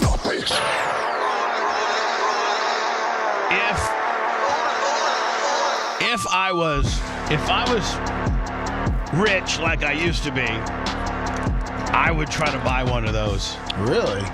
Yeah, if indeed they are good pickup trucks, like you can put stuff in the back. And listen, I'm never going to enter into a towing competition. Like, I'm never going to enter into, hey, buddy, let's hook up your chain next to my chain and let's try to. I mean, listen, I've owned all type of trucks all my life, and I've never gotten to a chain pulling competition. You're like not docking with another guy. Yeah, it's like you're docking your truck. Like, I don't know. Let's hook them up together. I don't know if anybody watched it on Instagram or not, but wow. Hello, you're on the air. Go ahead. Hello? Dr. Dan, I got to say, man, buying this, Dr. Dan. Yes, go ahead, sir. I got to say, buying this thing has been your number one douche move in a while. Oh, jeez. If you did one bit of research, first off, you'd know that the windows are not bulletproof. The body is. There's viral videos of guys shooting the side of it with 45 rounds. Joe Rogan shot it with a bow and arrow. Sir. Also, sir. So I'm not fighting the Indians from 1776. Sir. Okay, I really don't care. Sir. Sir. Sir. You bought this just because you could. It's not going to serve a purpose for you at all. Sir, why don't you go ahead and just be a little bitch-ass hater a little bit more than you already are? If he wants to buy it, then so be it. And you know what? You're right. He did buy it because he can. And you know what? Only jealous people that could not buy it would be a dick like you. No, hold on. The other half of this, too. The reviews on the battery as well as like the interior of the truck literally falls apart before a year. The reviews for the battery, they're not keeping charge. Have you had one for a year to be able to see that the interior indefinitely is falling apart? No, I have two friends that have them, and they are constantly back at Tesla. Okay, well, Dan probably knows all this going on, knows all this research and all this stuff that you speak of, and he decided to buy one. I mean, your own to call the guy a guy a douche when he is such a good friend of mine, such a great broadcaster and a co-host is quite frankly even more douchey than you're trying to make him be. Just saying it's a douche move. That he's not a douche. He's a great co-host. All right. Well, some of us make douche moves, including calling your favorite radio station acting like a douche. Ha ha! Bitch. Thank you for your call, sir. We'll have Macho Man send that cash up here shortly. Yeah. Why are Cybertrucks so divisive? They are. Isn't it incredible how people actually have disdain for them? Here's the thing. I think I forget where I saw the quote. It was a couple weeks ago, and that is, nobody will ever troll or criticize you that's doing as good or better than you. Think about it. Nobody will criticize or try to douche you out that's doing as good as you are. Except for my brother Jay. Well, I mean, but your brother Jay, that's sibling stuff. Right. That's not some guy that finds it necessary to call his favorite radio show and call the co-host that bought a Cybertruck a douche. Dan does douche-like things, but that's on brand. And it's going to be incredible content if there's a ton of problems with that Cybertruck in the next year or so. Right. It's going to be all on the radio. So listen, Elon, you're going to get some good advertising and some good trolling. And Dan, hey, listen, let's just be honest. Good old Chevrolet, good old Cadillac, GM, Chevrolet. Dan had a catastrophic issue with them. Oh, yeah. My GM froze the engine because of a defect in the engine. Right. You talk about a catastrophic problem. You're bitching about a windshield wiper, a $4 windshield wiper. It took 3 months to replace my freaking engine. All right, Dan, that's a problem. Dan. Let it out. Let it out. Settle down. I was the one that set you up for this. You don't have to go crazy. I was sticking up for you, my friend. Thank you. I guarantee you that douche caller that called a few minutes ago, if you said, well, what do you think about Chevy? Good old American Chevy. You'll be like, oh, yeah, hell yeah, man. Chevy trucks, Corvettes, Camaros, Escalade, Cadillac division. Love it. Did you know Dan had about $85,000 catastrophic engine completely blowed, completely under warranty, but 16,000 miles. Don't sit back here and cast aspersions, if you will, to Dan for buying something that he wants. His brothers can douche him out all he wants because that's sibling stuff, but just stop. Is there another car Dan could get that could tear us all apart? I don't know. It really is. I mean, Seth, it's amazing. It's really a divisive car. Hold on. We might as well be talking politics right now. I feel like we might as well be talking Kamala versus Trump right now. That's how decisive this Tesla Cybertruck divides my audience. Hello, go ahead. I You're think on it's the air. Teslas in general. Hello. What's up, Bubba? That's exactly why I called. All of these marks must think that Elon endorsed Kamala when he endorsed Trump. So are all of these listeners voting for Kamala? I don't know. I don't know. This is obviously Elon's, brand, and this is his truck. And I just took a ride in it. And Seth, I will tell you, next to the Aerosmith roller coaster ride, I don't think I've accelerated faster in a vehicle in my entire life. You rode there with me. Seth? What did you feel? I wasn't ready for that at all. That was like the time that Dan drove me to work, and we went. I don't know if he had his Porsche or Ferrari or what, but we went on 275 for 30 seconds. Ferrari. Yeah, at about like 190 miles an hour. Right. Whatever you're allowed to do over there. So yeah, whatever that was amazing. You're allowed to do 190. But it felt like I was just in a regular car. Right. It's awesome. So, sir, what's your point? Trolls. I was just saying all of these marks are Kamala fans, I guess, like Rhett and Macho. But have a good show, guys. I don't think Macho's a Kamala fan, to be honest. I think you kind of are missing what Macho's what throwing out there. Hello. He's just Macho just gets triggered by Tesla. Hello. Good morning, buddy. But first of all, I just wanted to say congratulations, Dr. Dan, on your new purchase. Thank you. And I wanted to, just as a litmus test, what about a video of you drag racing the Bubba Army Crown Vic versus the Tesla truck, just to give a visual perspective of just how brutally quick that truck truly is? Because everybody already has a general idea how fast a Crown Vic is, especially, we've encountered a couple of them on the freeway thanks to the State Patrol. But anyway, how about it? What about a drag race between the Crown Vic versus the Tesla drag race against my Lamborghini, it'll beat it. Hold on, sir. My Crown Vic is pretty quick. It's pretty quick, but not very, but just pretty quick. My Crown Vic, I don't even think my reaction time would be, he'd already be, by the time we started, Dan would already be done. I'd just be getting going. You just got to give him a head start. Give him a couple of links, see if he can run you down in the Tesla truck. I just think it'd be a great content to watch. Now, Dan, what's the top end of that truck? It's only like 125. Okay. So it's because it's a truck. 112. 112? 112. I was 120 something. All right, so whatever. My Crown Vic will do 140. Well, what's that? No, they got to get something out there at the gate. What? Let me. They got to get something out of the gate. It was something's at the gate. Yes. Did Dan order pancakes again? No, he didn't. It was a surprise that a fan got him. I was gonna wait till they got in to tell him. Oh, okay. I didn't order anything. Yeah, we're like 0-2 on high spots today. God, we are. We're just. So, I mean, if this is my only car and I was commuting, an hour each way to work, maybe it may not make sense. But it's not my only car. My average daily drive is less than 20 miles. And, my 20-year-old Porsche was dying. Hold on, it's your fourth expensive car. It's your least. Hold on, it's my cheapest car. Listen to this, man. People can. Thank you, sir. Appreciate it. People can make fun of Dan all he wants, but out of 4 cars, it's his least expensive car. And it's so much fun to drive. Oh my God, it is so much fun to drive. Bubba, was that not a unique experience? It was very unique. Scary. Scary. Testicles in your throat. You could kill yourself in that thing very easily. Very easily. Did we get it? Did we get it live on Instagram? Oh, we did. Yeah. And what are the people saying about that? Oh well, let me stand by. Let me check.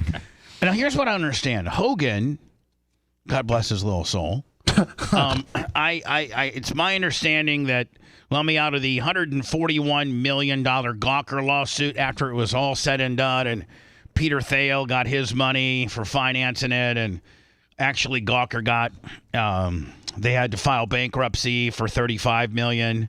That was the value of, I think somebody bought Gawker for $35 million, Univision or something like that, and Hulk was their largest creditor. So it was, I got some pretty good sources that Hogan got about $31 million there. After everybody was all paid off and stuff, Hogan took home about $9 million. I don't know this to be true. This is just from what I've been told. Rumor has it. And then with his Cox settlement, again, I don't know it to be true, but from fairly unreliable sources, I heard that was about $60 million.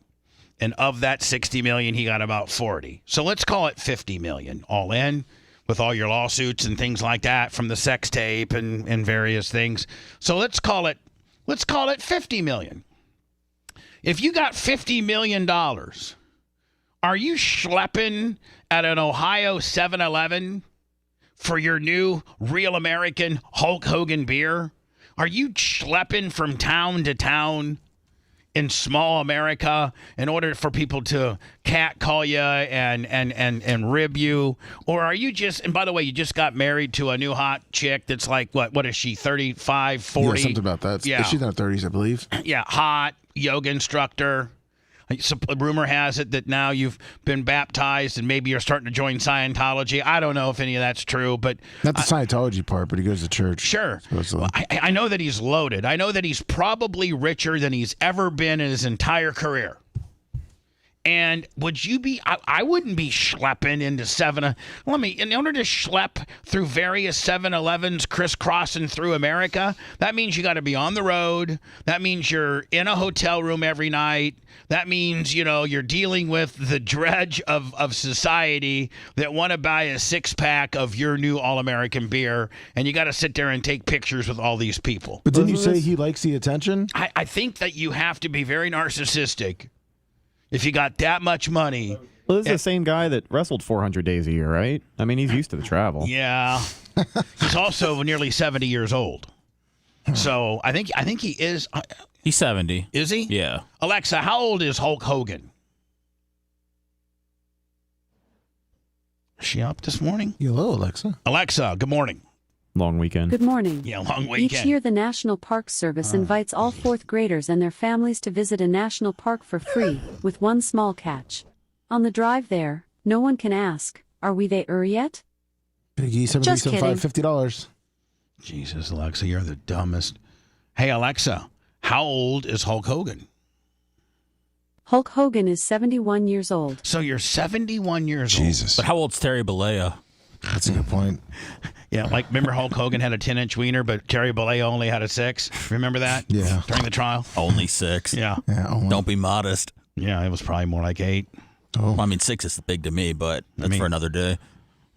6 is big to me, but that's for another day. So anyway, with your 7-inch penis and $51 million in your pocket at 71 years old, Dan, are you going to be going 7-Eleven to 7-Eleven through piss-ass small town Ohio, worried about Dan Diaco beer? Nope. No. You're going to be buying, cool things like Cybertrucks and having hot bitches on your tip. Right. That's exactly what you're doing. Exactly. You can step up. Hell yeah. You have your phone set. Okay. Look at the shirt, the MAGA powers. We're going to destroy the woke. What are they going to do when we drop the big boot on trans and we drop the big boot on... Look at his eyes bug out of his head. Yeah. What's up with his eyes though? He's got something weird going on with his eyes. That left eye is down and out, like it's looking at somebody else. You're the plastic surgeon. You're the plastic surgeon. It looks like Paris Hilton. I don't understand what's going on with it. It's like a He's got lazy a lazy eye. No. Yeah. Does he need an eye lift? I don't know if he needs an eye lift or an eye muscle Botox or I don't know what it is. On but everything. We're going to drop the like, big boot look on at Social me. Security.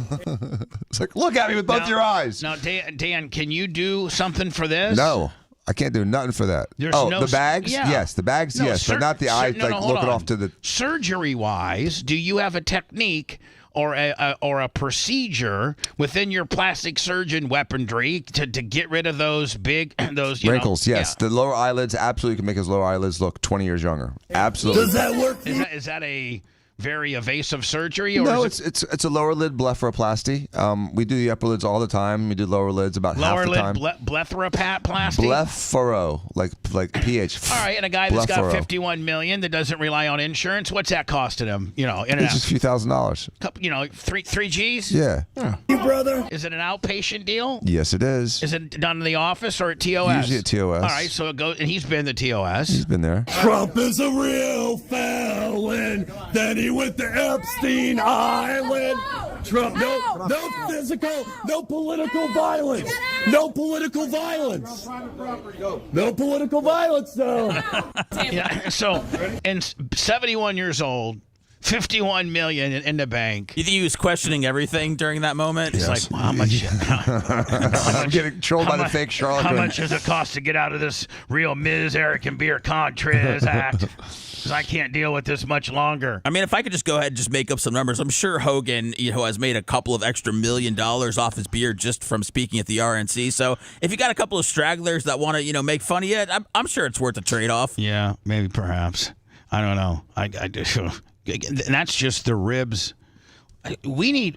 I don't want to encourage anybody to be disrespectful to Hulk, but we need Bubba Army to go to one of Hulk's deal and be very nice. Be very, very nice, and just say Bubba says he's sorry and would love to say hi to you. Not in an abrasive, confrontational, get thrown. I don't think they would throw you out for that, would they? If you're up there getting ready to take your picture and you go, "Hey, I'm Bubba Army, and Bubba is sorry for everything," and you said it in that monotone, and that you weren't trying to make a big deal about it. Maybe not wear your Bubba Army shirt because that might get you thrown out of line. Bubba, I mean, let's be honest. There's literally nobody on earth that could go approach Hogan that would hear him out. I think. I mean, that Hogan would hear out. Yeah, that Hogan would hear out. He's kicking you out. Patrick Glover, $10. As soon as you mention my name. I mean, unless it's Kid Rock or Dana White or Trump. I mean, they could probably get him to like you again. I don't think he's ever going to like me again. Which I, quite frankly, don't care. I've reinvented myself without him. Quite frankly, Lummy, he used to call the show ad nauseum, and you know what? He'd be calling the show every day. Every day. Don't forget, brother, about all-American beer. Available at 7-Eleven and Walmart, Sam's Club. I know. It's all it'd be. And vote for Brookie. She's doing interior designing now out of Orlando. She's married to a minor league hockey player. Brother. You're listening to the Bubba the Love Sponge Show. If you want 24/7 on-demand Bubba and the crew, go to BubbaArmyHQ.com. The Bubba the Love Sponge Show will be back after this.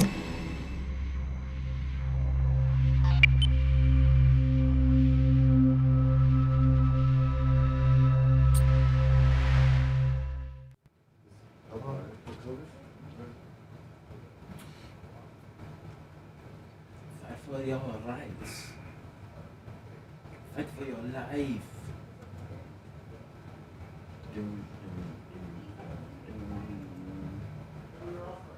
Patrick, let me get you before he left. I'm not sure. Wasn't listening. I don't know. This or pancakes? It's from Gooch. No, I didn't do it. Oh, Gooch did You bought 40 of them, dude. You have to. Look at it. It's filled with those upstairs. What a guy. Gooch, thank you. Oh, I mean, here, some monsters. Thank you. White Pulpas? I think that's for you too. I mean, there's 3 bags filled with pancakes. Jeez Louisers. Gooch, I'm eating mine for lunch. That makes sense. That or I'm saving them for tomorrow morning's breakfast. What up, Lunger? Yeah, good weekend. I don't really have coffee on the weekends. I don't really have to be alert for anything. What up, Permagrom? Oh,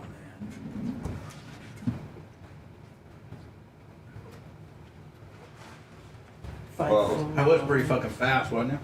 Oh, ridiculous. Hey, bacon. Come on, it's protein.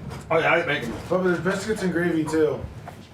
Oh, shit. Biscuits and gravy. There's one for Bubba. Your biscuits and gravy. And the pancakes for everybody. You like biscuits and gravy. Isn't that one of your weak links? One of your, like... Yeah, give that to Merchant. Okay. Gooch, what the... Oh, my God. Thank you, Gooch. It's awesome. Suffering in silence, Gooch.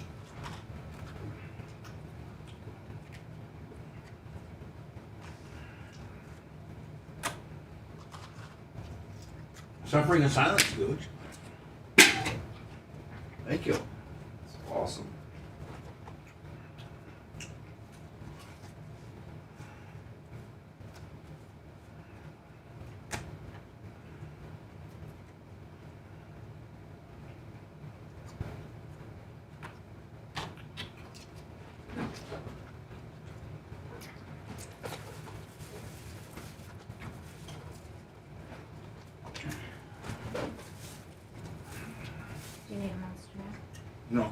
I got one.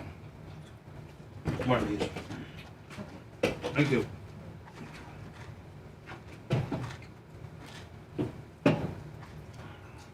Look, they got a biscuits and gravy. Did you see that one? Yes, Like you got for every week link. Thank you. thank you, Gooch. Thank you, Gucci. I'm gonna say hi to you next.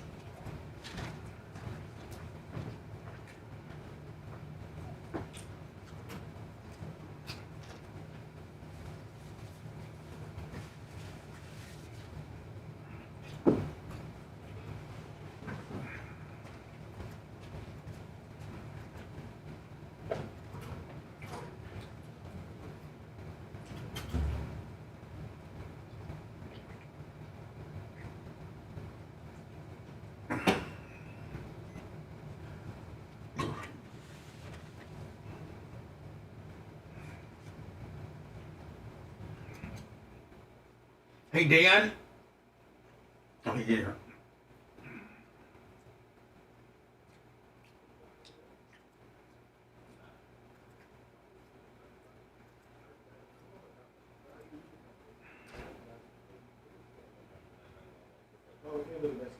Oh, is that what it is? Oh, okay, okay. Okay, thank you.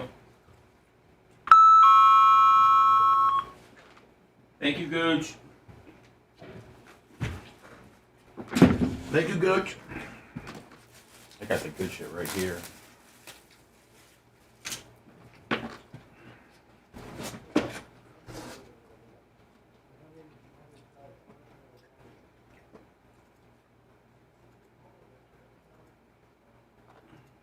I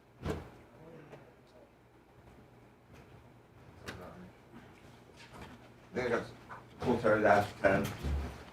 What up, Brian?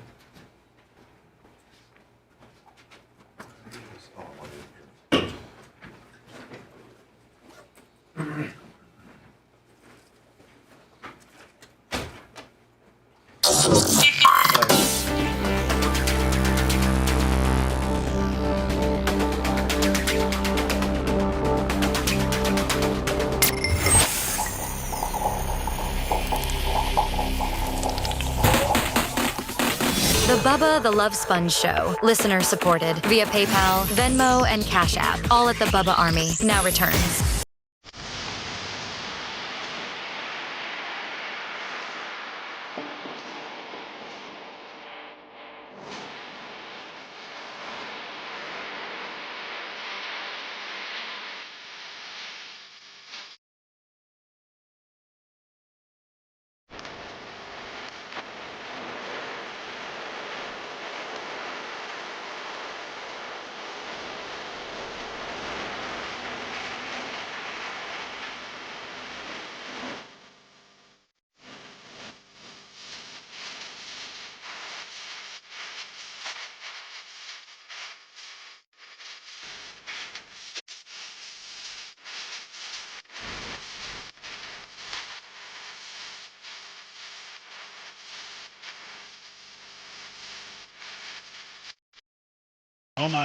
Oh my God. The 3-time NASCAR champion gas man, motorhome hauler, great dad, employee number 1 for Tony Stewart. The first guy Tony Stewart hired when he was Tony Stewart driving USAC, IndyCar, and all that was a guy named Jeff Patterson, better affectionately known as Gooch. Hold on, I gotta drape hung up.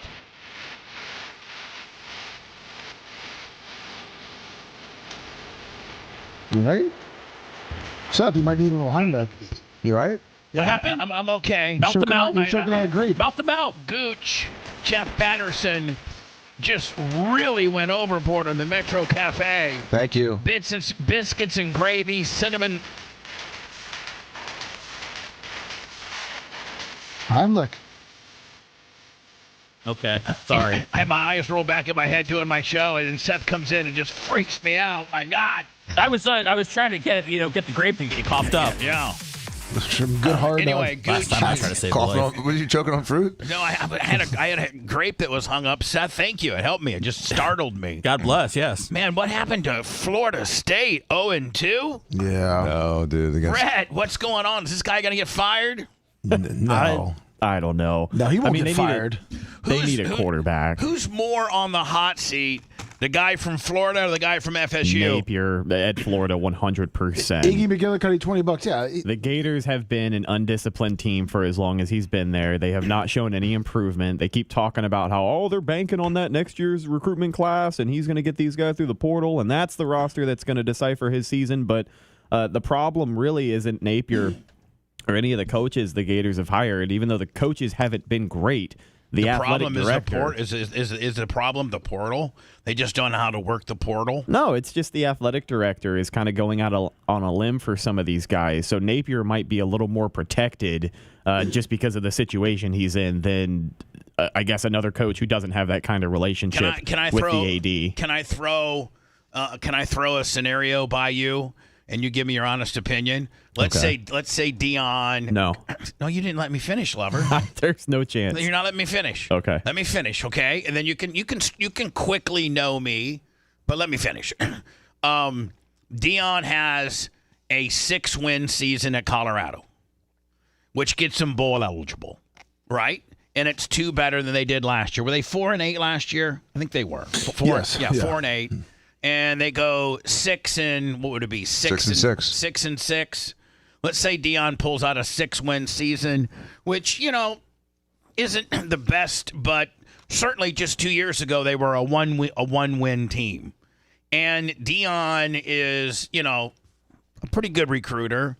Colorado probably isn't nearly as well. Let's just be honest; it's not nearly the program that Florida is, even in Florida's worst case scenario of a season. Florida has a long history of being a really good program. Maybe not right now, but just the laurels of history would show that, University of Florida at one time. Multiple national championships. Yeah, they're a real team. Right. It's a real team. Just like Notre Dame's not always good, but they're a real team. Penn State's a real team. Deion wins 6 games. Do you think that this athletic director just wouldn't? Because when Deion comes in, he demands full control, full everything. So is your answer still? And he gets Shador out of he doesn't have his kids to coach anymore at Colorado. Do you think Deion could go to Florida? No. Still no. No. He's got a better chance of ending up at Florida State before Florida. And Florida State's they like their guy. Yeah, I think they have the right guy there for the job. They need a quarterback. The transfer portal just didn't work out for him so far. Right. Like Nick Saban said, you take a chance on him and they end up like crap. Here's the thing. I honestly believe that the NIL and the transfer portal is going to destroy college football. Oh, yeah. Well, it destroyed Debo Sweeney, because he can't win a game since he refuses to use the transfer portal. Yeah, I mean, that's the reason Clemson sucks right now. He won't use it. He's the only other teams that haven't used. I saw this on SportsCenter the other day. The only other teams that haven't used the transfer portal besides Clemson are the military teams like Annapolis, West Point. Well, they're not allowed to. Because they're not allowed to. Everyone else, all of college football uses it except for Debo Sweeney. Because the Debo Sweeney he's just stubborn. Here's the deal.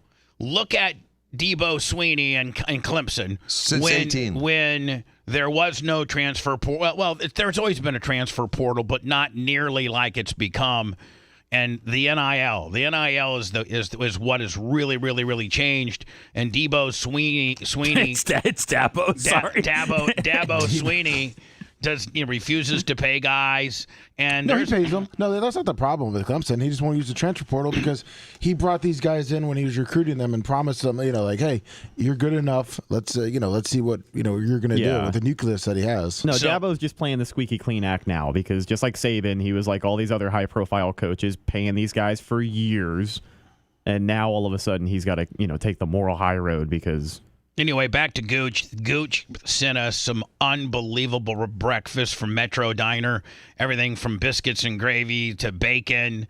to the cinnamon swirl pancakes. Just went way overboard. Gooch, thank you so much. I actually, during my vacation in Indiana, had breakfast one morning with Gooch and his fine son Sawyer, who I hope starts lifting weights really, really, really aggressively, because he could be an absolute monster on the ice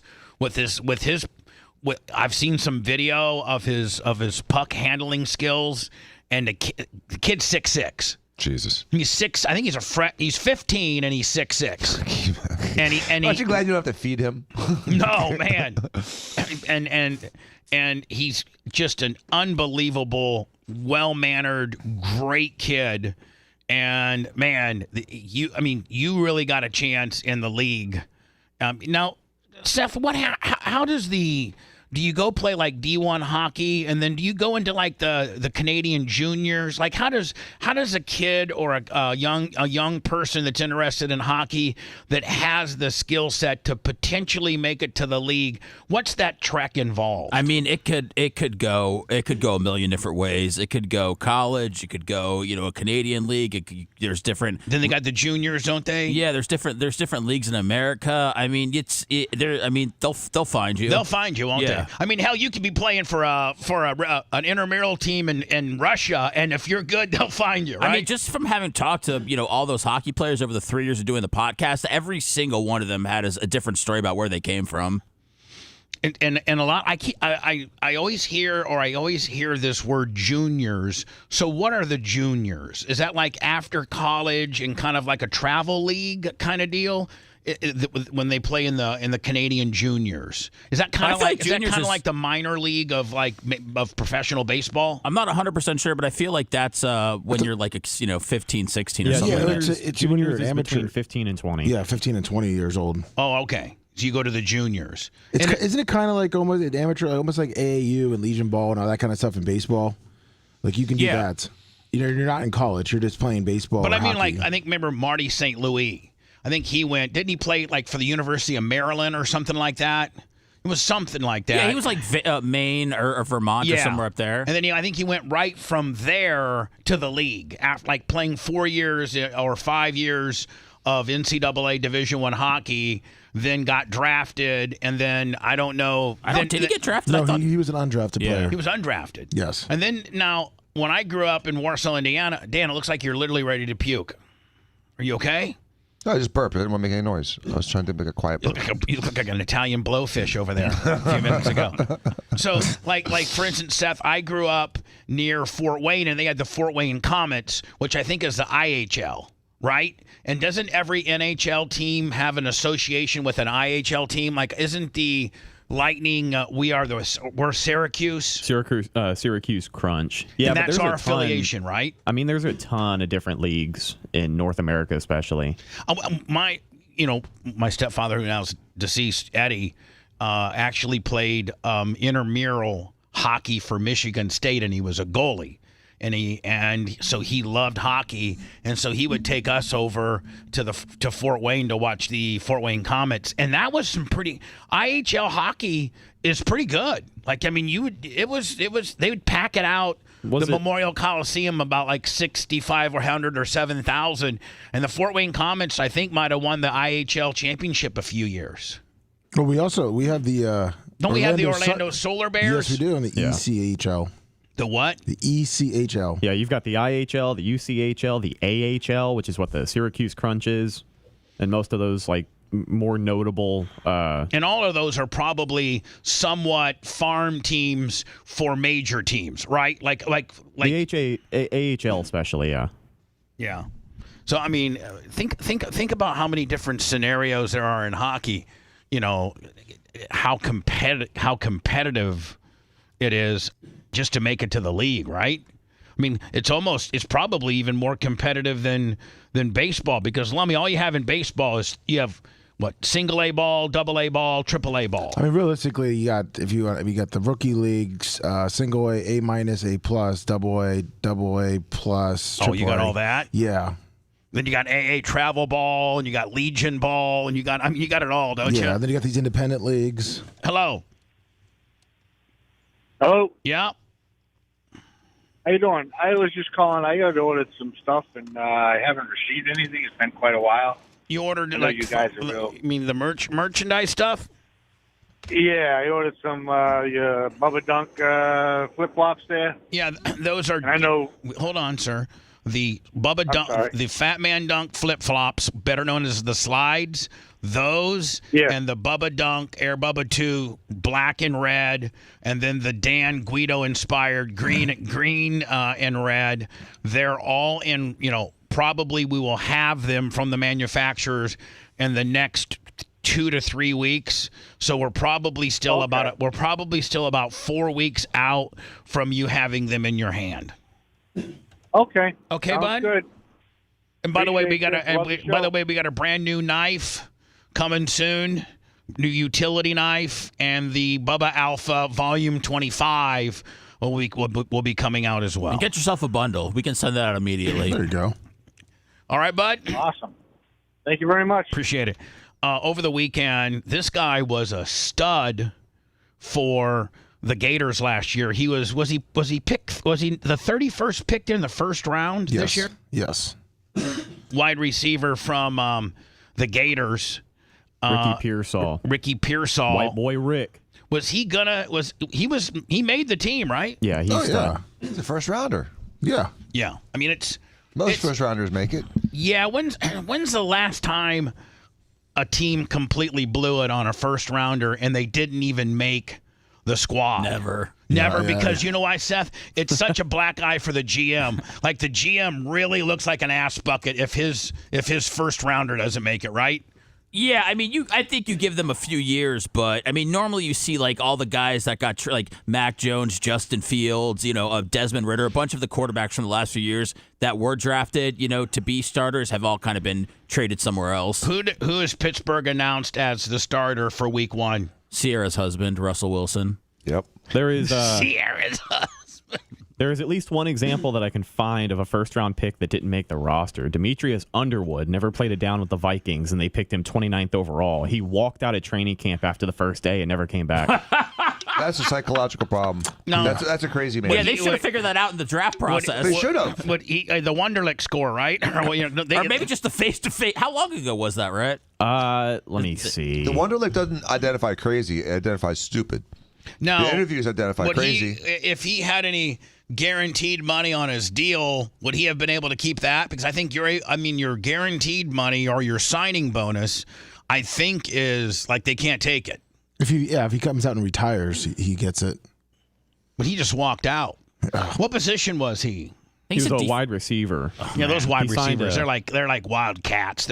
They are. Signed a 5-year deal with the Vikings when they drafted him. Sorry, I'm trying to find the year. No, you're good. They don't always get 5-year deals. Yeah, so he was the 29th pick in 1999. Well, they always get a 4-year with a 5th-year rookie option. NFL scouts, the following line. The Vikings were impressed enough to select him with their 29th pick in 99. NFL scouts across the country were warned of the guy's mental instability. That did not stop the Vikings. Vikings went out and got him. Oh, he was a defensive end. I don't know why it said wide receiver somewhere else. He was a 6'6", 275 defensive end. He was a mammoth. Like kind of an edge deal? Yeah. So what's he doing now? They needed an edge rusher. He's probably 47 years old, just chilling, I think. Chilling, or he's still alive? Let me fish on the J. Yes. Fish on the J. Congratulations on Dan's new Tesla truck, $50 on the PayPal. Thank you. Fish. So 49ers wide receiver Ricky Pearsall. Number one round, first rounder, 31st pick. Well, actually, probably the last guy picked in the first round. They used to call him what? White Boy Ricky? Is that what they called him? That's what me and my buddies call him, White Boy Rick. That's probably not necessarily what 49ers are deeming him in the promotional. Probably even more so after he survived a gunshot wound to the chest. He shot the guy with his own gun. Yeah, seriously. He was trying to get robbed, defended himself. He's a hero. Well, hold on. He got shot too, though, didn't he? Yes, he did. They both got shot. This is one of those scenarios that only happens in a movie, but I didn't know it happens in real life where somebody shoots them, you shoot them too, and then the guy literally walked to the ambulance himself. Ricky, how do you say his name again? Pearsall. Lucky to be alive and has God, that's right, God, to thank him for shielding him from the bullets fired during Saturday's attempted robbery. This according to his mother. Erin Pearsall, shared an update on her son's condition less than 24 hours after cops say that a 17-year-old suspect shot him in the chest while trying to steal his Rolex watch in broad daylight. Boy, that San Francisco, Oakland area is just really, really safe nowadays, is it not? Yeah, he's been there 3 months and he's already been shot. I was just thinking that too, man. I mean, it sucks. You just get somewhere, your new job, your new career. You guys picked to go to the Super Bowl, and I think you're just taking your girlfriend or whatever out to dinner. Not in like you're not down there in a thug part of town. I got to think that you're in a pretty affluent part of town. Union Square, and he was leaving. He was leaving an autograph signing. Oh, and so he was leaving an autograph signing. Yes. So, the bad guy is lucky that a bunch of fans didn't whip out their guns and shoot him. They don't have them in San Francisco. No one's got guns. That's right. why the bad guys have them. The good guys are now vulnerable. This guy is not an easy target. He's not like a drunk 80-year-old that's like stumbling down with a Rolex. He's a 24-year-old or 23-year-old professional athlete, stud with a Rolex on, and a crowd, and they still tried to rob him. That's how brazen the thieves are. Update on my baby boy. This comes from his mother, Erin. First and foremost, I want to thank God for protecting my baby boy. He's extremely lucky. God shielded him. He was shot in the chest, and it exited out his back. Thanks to God, it missed his vital organs. It is good. He's in good spirits now. Life is so precious, my friends. Please love each other. My son was spared today by the grace of God. Please pray for my baby boy. And he was also spared by poverty. And here's why I'm saying that. He was shot with a non-hollow point bullet, which is why he's alive. That bullet went right through him. It was probably a little crappy, cheap bullet. Jacketed little 32. No, it could have been a 9, but it probably wasn't a hollow point. It was probably just a target round because they're cheaper. It's just a jacketed bullet and went right through him. He's so lucky. And getting hit in the right chest is the best place to get hit because there's nothing there. So that's where I would want to get shot. Left chest. Is it left chest? No. Left chest is closer to the heart. That's what I'm saying. Right chest, if it's low, can be the liver. But the right middle to upper chest is the safest place to be shot. In a Facebook page, his mom confirms her son was shot in the chest. The bullet exited out his back. And miraculously, the bullet missed all vital organs. Now, if you get shot in the left chest, Dan, what's there? Like, I guess, the left chest is your lung. Let's say like nipple high, or maybe higher than your nipple, like your actual chest muscle part. Right. What's there? Well, on the left side, your heart is closer to the middle than it is on the left. It's like cheated. Is your heart kind of in the middle? It's kind of in the middle, just cheated to the left a little bit, but it's mostly in the middle. At the top of the chest, you have the ascending and descending aorta, the aortic arch, and if that gets hit, you're screwed.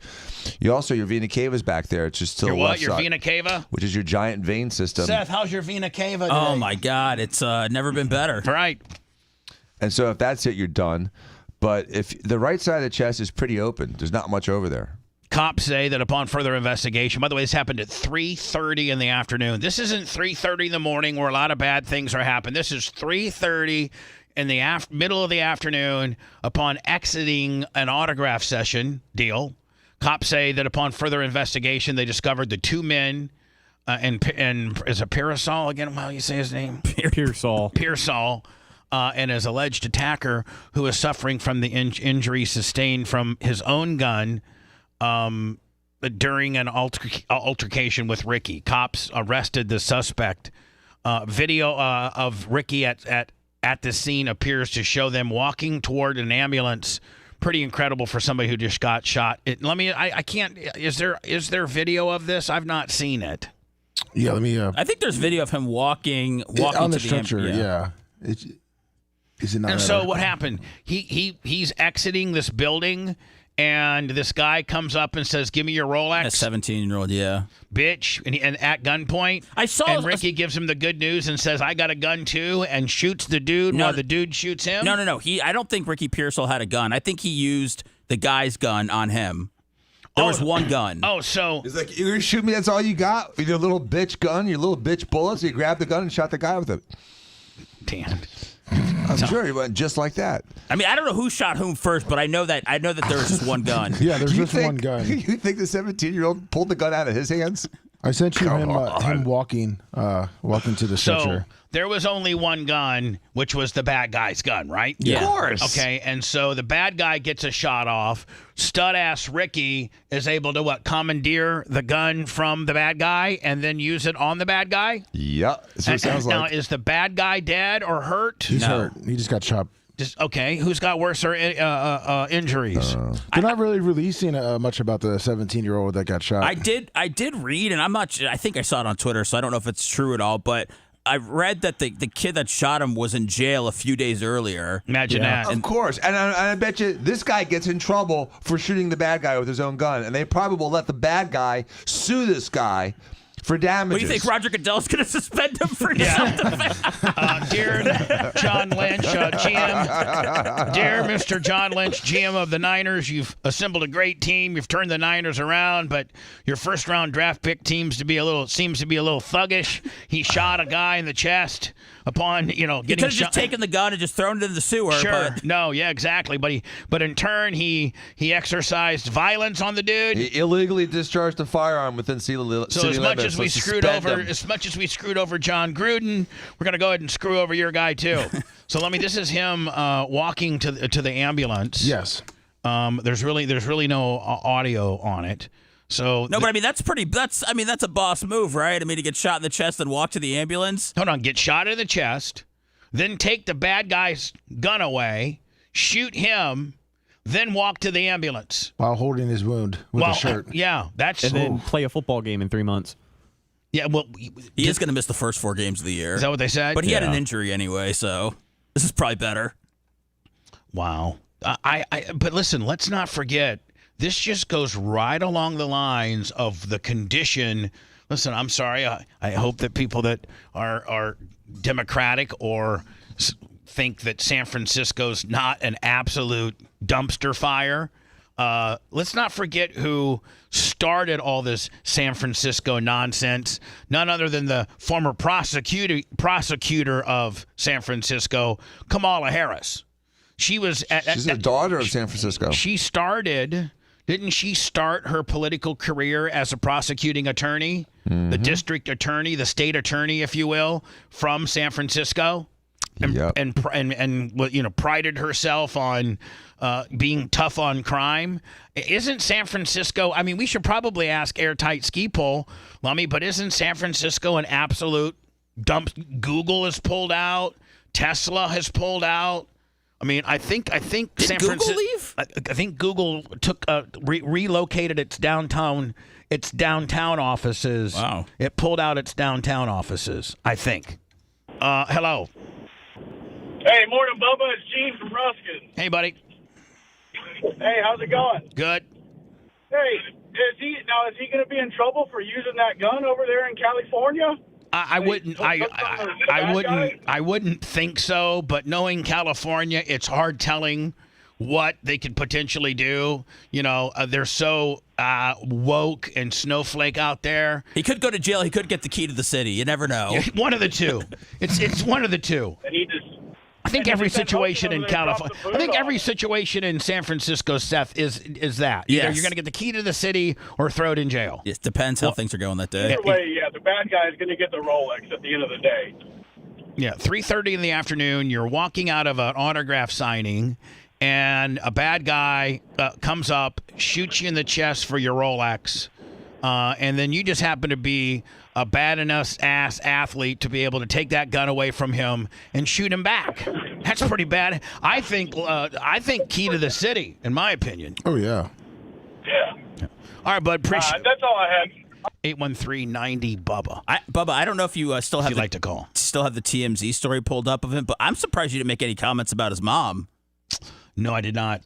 I didn't get a good look-see on oh, his man. mom. Let me see. Let me try to get it up. I sent you I guess the mayor or some political people came out and talked about the shooting. I sent you that press conference where I looked for his mom.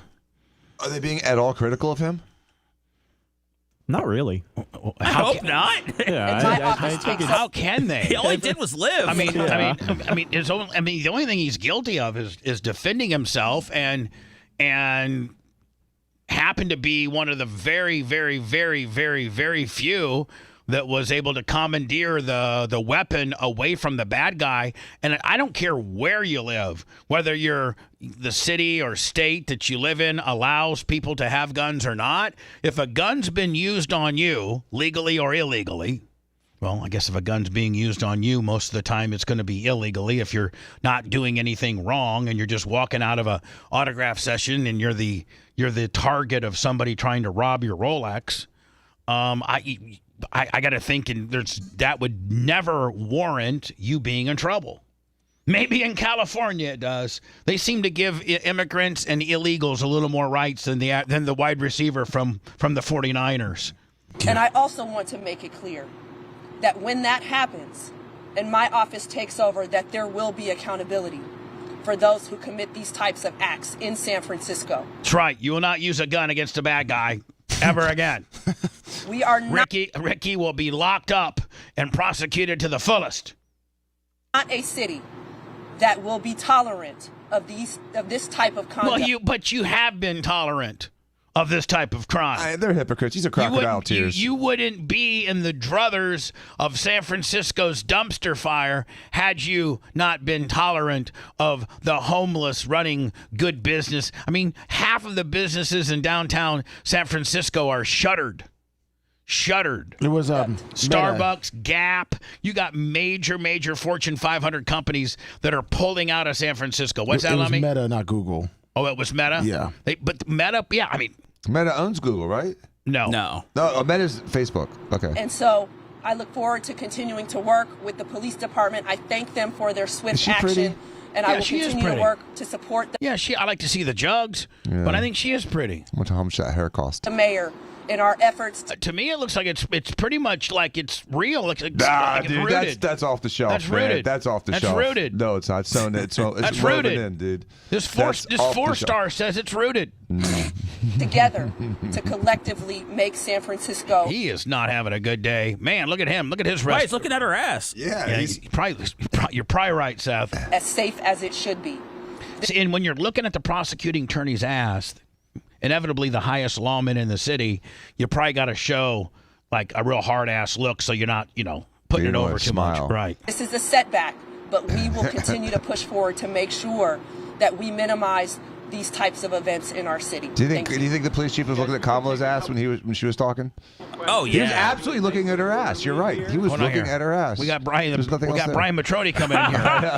The jacket too small. Let's see. We got Brian Matroni coming in here first communion jacket. trying to fluff up what she just said. Hold on, listen. Forward to make sure that we minimize these. By the way, this is the district attorney or the state attorney. State attorney for the area of San Francisco. So this is the prosecuting, state attorney making these comments saying that we're going to inevitably not tolerate this type of behavior in San Francisco when this type of behavior happens every day. It just doesn't happen to really important people like your wide receiver for your Niners. Like, we would never be talking about this if it was just a regular person. Yeah, we would never know about it. Just a regular dude, right? But now it highlights everything that people have been saying about San Francisco. So, yeah, they got to go on damage control. Who's the mayor of San Francisco? The lady next to her. London. Events in our city. Thank you. Guys, we can take a couple questions. This is the mayor? I'm pretty sure, yes. Yeah. Oh, my God. That probably explains a lot. London breed. I'm ready for Matroni. I think these three are mayor, district attorney, police chief. Right. And now you can see probably just by your own eyes why San Fran might be having a little bit problem. Why? Yeah, because it's Three Stooges are running it. Thank you, Dan. Do it nice and nice orderly save. Here. There's a lot that the chief, the DA are not going to be talking about because this is an open criminal investigation. Because their English isn't too good. Right, so if anybody has any questions, let's start right here. Is there any indication that Ricky was targeted because of who he is as a football player? No, there is no indication that he was targeted because he's a football player. He was targeted because he had a rollie on. Right, exactly. That's the only way he was targeted, because he had a rollie. Had he had a swatch on, nothing would have happened. At this point, we believe that this was an attempted robbery, and we're pretty confident about that. I mean, think about how lucky you are as a person to get shot in the chest and then be badass enough to commandeer that gun from that bad guy. That means you've had to, He's been to shoot straight. Yeah, I mean, you've had to, as he shot you, you're then going to have to close the distance and get hands on the guy, wrestle the gun away from him, then shoot him. Right? I mean, there's a lot going on. The average person cannot do this. They don't find out this about you during the draft process at all. No, they don't. No, they don't do that scenario. Yeah. By the way, the district attorney looks like such an athlete. She should be like fouling Caitlin Clark. You know what I mean? She looks like a real stud of an athlete, doesn't she? I mean, she looks like a former WNBA. Doesn't she look like a real good athlete? The mayor looks like she's like drunk almost. But the DA. Well, we're not going to release that at this time. Information is still flowing in. We're interviewing the officers. We have to interview Mr. Pearsall. What information do you need? I mean, like really. Go call TMZ. They seem to have all the information. TMZ seems to have a lot of the footage that you might need. You got Ricky here. He shot. You got eyewitnesses that said the bad guy shot him. We obviously know that Ricky took the gun away from the bad guy and shot him. I mean, it's pretty much that easy. People are testifying that the bad guy walked up on Ricky and wanted his rollie. Ricky said no. The bad guy shot him in the chest. Ricky grabbed the gun, shot him back. I got the investigation closed already. He's receiving medical care right now. So when we put information out, we want to make sure it's 100%. I got to tell you, man, the district attorney is hot. She's growing on me, She's growing on me. And we almost hides her Dumbo ears. Good idea. We're not ready to release that at this time. I want to know the thug that did it. No, it's a minor. You can't get his name. You can't? And he'll be out in the streets in minutes. He was in jail just a few days ago.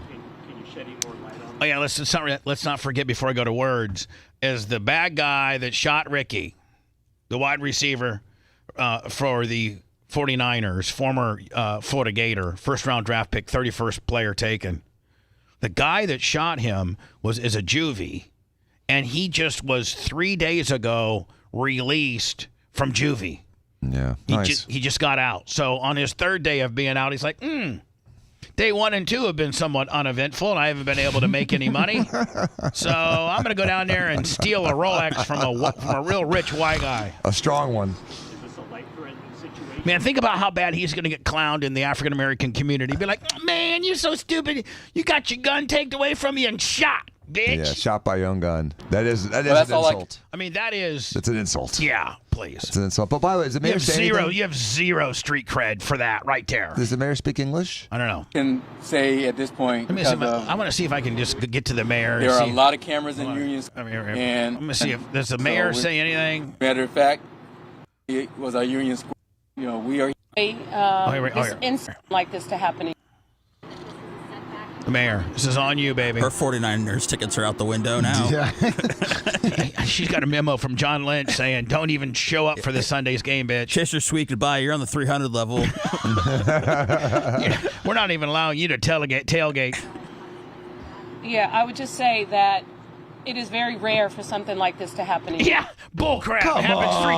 It happens 3 times a day. It's just very rare for it happened to somebody that's as popular as Ricky. Didn't the Cash App guy get murdered there a few weeks ago? Yeah. A few months ago? Oh, yeah, it was a while ago. Yeah. Cash App guy got murdered there. Robbed. Also, as what was mentioned earlier, we have had an increase in officer deployment, specifically covering the Union Square area for the past couple of years. And that didn't seem to work very much for us this weekend. Yeah, really. Why do they tout stuff that I mean, I guess it had been working up until that point from what we know, but why the guy got shot? Just say that, you dropped the ball, kid got out from under you, and it won't ever happen again. When somebody gets shot from an area that you've added more police presence to, then you look stupid for adding police presence. Mayor 101. Definitely, this incident, we are glad that the victim will be okay. But this incident does set us back from all the hard work that we've done in order to make significant changes in public safety in San Francisco. We still have the lowest violent crime rate of any major city. What? No way. The lowest? You don't have the lowest crime rate of any major city. Are they doing some funny numbers because they have such a high population? Maybe, yeah, like, come on. We are on probably up there with Chicago. track to have record low numbers of gun violence in particular. Does she have like in a the model city. fan blowing on her to make her hair whistling in the wind like this?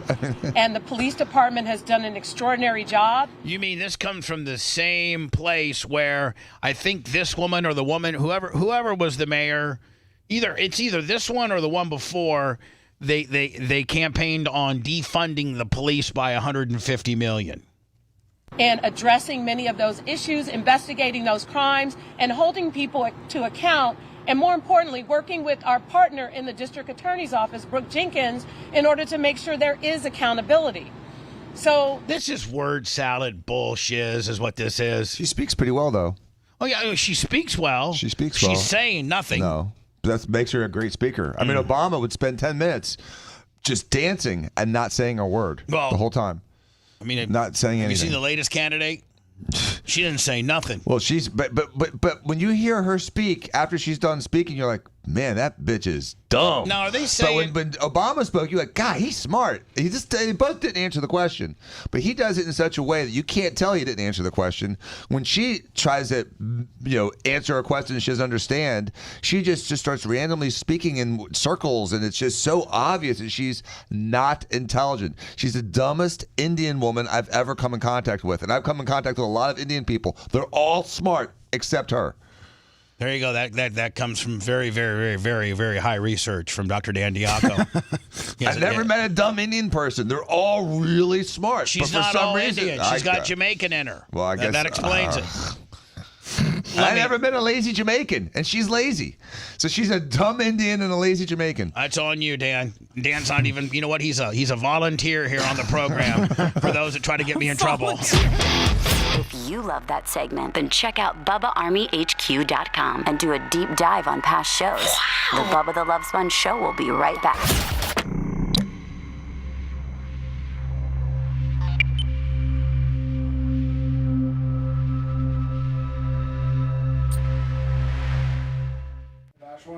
Yeah. Yep. And didn't they? It only lasts 18 minutes. Yeah, and it was 40, and they got it. Tim Waltz or whatever. It was 40, and they got it down to 18. Yeah. Why? I mean, ask yourself why.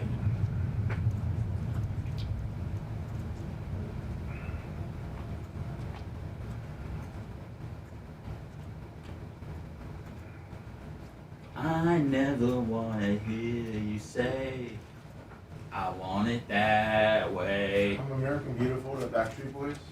Yeah. Look at the range. I'm pretty diverse. I'm a jukebox. Give me $10. I'll sing whatever you want me to. I got Jane's Addiction. Coming down about this. On the show again. So the senior counsel of the Electronic Privacy Information Center said the following, quoting here, "What we watch online can reveal deeply sensitive information about us, our politics, our passions, our religious beliefs, and much more. It's fair to expect that law enforcement won't have access to that information without probable cause. This order turns that assumption on its head. I mean, targeting people for the content that they consume seems good morning, Tina. baffling to a lot of people. What's up, DDP for life? Obviously, the concept of probable cause. The more important concept here is the concept of narrowly tailoring a warrant or a subpoena request, because there are valid reasons for the authorities to look into the online behavior of private individuals if in furtherance of a valid criminal investigation. Here, we have a valid criminal investigation, but trying to find every person who's viewed a certain video, and there's 30,000 people who viewed that video, it stretches the imagination to wonder if that could be narrowly tailored to the criminal investigation at hand. Seems like from the common man, they're just throwing a big net out there and hoping they catch something, and in the process, you get, it's like fishing. You get a lot of, you get some small fish in with big fish. Yeah, you wonder how are you going to chisel that down into who could be involved in the criminal process here, and in terms of the host of the.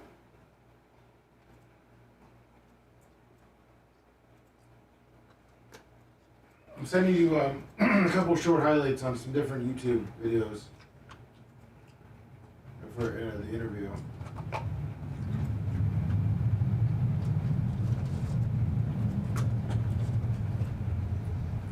What up, Coach Diga? Man, that was some good food from Gooch, wasn't it? That was some good eating. I can smell it. I can't wait to eat mine. I'm just saving it. When you were in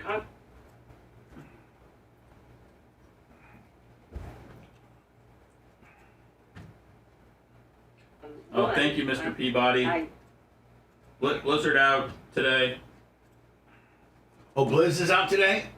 Yeah, I released it a little early last night, but it's a podcast for today. Oh, I can release Clement Kush today, too, I guess. Get those numbers a churning for September.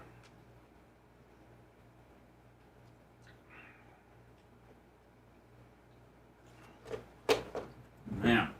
And it seems like you just having I switched to eating hummus in the middle of the night instead of Reese's Cups, man, and now I'm an animal. I'm starving. Not only that, but your body glucose is just a wonderland. My glucose is a wonderland. What up, little Warbos Afterbirth? My glucose is a wonderland.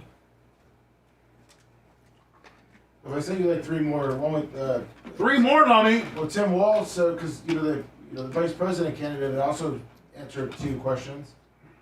Dude, they're so awkward around each other. It's almost like they fucked. Like it's so weird. And he's kind of big compared to her. He's big? Well, like if I you feel look like at her, she looks short. I feel he's like he's a fucking jobber. Oh, he'll fuck you with his tampon dick. What up, Hoss? Tampon dick. I don't know. They call him Tampon Tim. I thought he had a cock of a tampon. Yeah, you know what, you're right. I don't like to get involved in all the school bathroom stuff, Lummy. I like to just keep it, on the surface gross. And tampon dick is where You sent me 3 more? Yes. This is the Tim Walz one, and then there should be one after. See, that. he's bigger than her, Lummy. That's what I meant. Oh, that's what you said. Okay. I was saying Kamala looks tiny. Okay.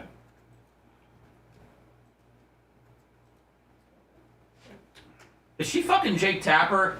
Yeah, she's fucking everybody. Dana Bash or Or Kamala.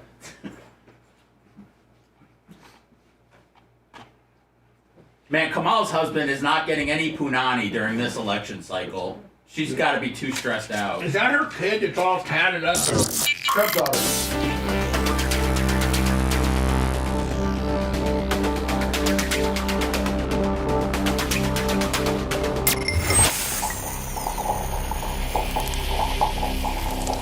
And the sign said, long-haired freaky people need not apply.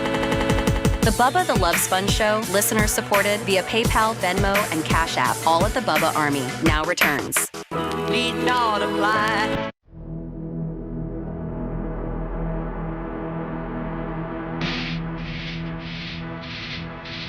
We all have a heartfelt reason to have a more heart-healthy lifestyle.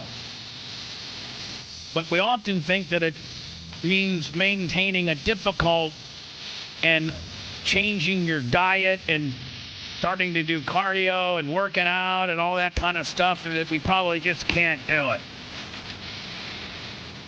Means like some huge unsustainable changes. Well, with Super Beet Heart Chews, you can get daily blood pressure support in just 2 tasty chews a day. They even promote heart-healthy energy without the stimulants. Paired with a healthy lifestyle, the antioxidants in Super Beets are clinically shown to be nearly 2 times more effective at promoting normal blood pressure than a healthy lifestyle in itself. Super Beets are the #1 doctor, pharmacist, and cardiologist recommended beet brand for cardiovascular health support. Super Beet Heart Chews also support healthy circulations without the stimulants. No pills to swallow, no ingredients to mix or prepare. It's all plant-based. It's no artificial sweeteners or colors. And you can double your potential with Super Beet Heart Chews and get a free month supply of Super Beet Heart Chews on all bundles. And you can also get a free full-size bag of turmeric. Those chews are valued at $25 with your order by going to BubbaLovesBeats.com. Instead of like going /this and /that, they're making it more Bubba specific, so we really get the credit we deserve when you go and buy some Super Beet Heart Chews. Again, get this exclusive offer only at BubbaLovesBeats.com. Hello. 81, by the way, 81390 Bubba. 81390 Bubba. Yes. King Sponjo. Yes.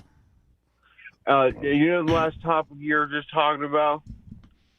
about San Francisco being a dumpster fire?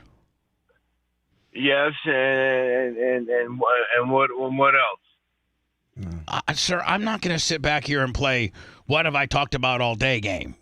You tell me. You tell me. I'm listening.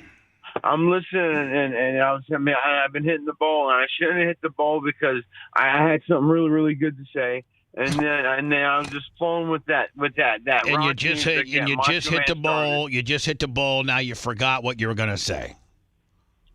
Oh yeah, yes, but it was going to be really good. Come on, Keith Sponjo, just throw a couple out there. It was Hogan and Ricky Pearsall. That's it. Good. Hogan and Ricky Pearsall, or whatever his name is. So, sir, I'll tell you what. We'll do this. I'm going to hang up on you. I'm going to say goodbye. And when you think about what you can remember you wanted to say, then call me back. I'm not going to sit here and go through various topics that I went through and you pick out which one you remember I was going to talk about. No, I don't have that time. I got things to talk about, other stories to talk about. Okay? Appreciate it. Thank you. King Sponjo out. Hold on, let me turn the mics on. Oh, sorry. I can't wait for him to call back later. I really want to know what he had in mind. What brilliance he's going to come out of his hole. I can only wait. So, College Game Day, I think, was at Notre Dame. Texas A&M. Texas A&M. Yep. I watched that game. Hell of a game. It was. Hell of a game. Notre Dame, man, this was their big... they opened up... Wait, listen. Winning. Is it Kyle Field? Oh, yeah, and for Texas A&M? Yeah, Texas A&M. Yeah. Home of the 12th man, 104,000, nearly 105,000 people. I think it's the largest stadium in the SEC. Just formerly, Jimbo Fisher ruined it. What was his payout, like 68 or? It was like 70. I think 70-something million. Did he get that all in one lump sum, or do they? No, it was spread out. That's why he's not coaching right now. He's just collecting that. God, why wouldn't you, huh? Sitting at home. I think he's got $10 million for 7 years. It's hard to work when you have that kind of money. Oh, I mean, being a coach it's a tough job, obviously, because, if it's volatile, they'll get rid of you in a second. But you could be a coach and be getting paid from 3 different teams, if you get fired from the right people. Yeah. Taggart did it. I think Willie Taggart did that, didn't he? Yeah. Oregon, and Florida State. Kiffin did it a couple times, too, didn't he? Jimbo's buyout was $76 million. He was owed $19.2 million within 60 days of being fired, and then they pay him $7.2 million a year through 2031. Jesus. So anyway, man, Notre Dame travels to Texas A&M. Was it Saturday night or was it Friday night? It was Saturday. Saturday. Yeah, I watched it. But once Notre Dame got that run, took them to the third or fourth quarter to really get that run game going. But once they started being able to run, it was a close game, though. Yeah. And Notre Dame, man, if you look at Notre Dame's schedule, it's a very favorable schedule. They got Florida State and USC and join a conference and Louisville, and that's all they really got, Lummy, with regards to anybody you got to be worried about. And I think Louisville beat them last year. Yeah, I mean they'll probably run the table and make the playoffs pretty easy. If they go undefeated now, I think they say that the furthest they can get seeded is they can get seeded clear to the semifinals. Yeah, it depends on the record and is the it ranking. 16 teams this year? 12, isn't it? 12? Yes, 12. Now, are they going to expand that eventually, or are they sticking with 12?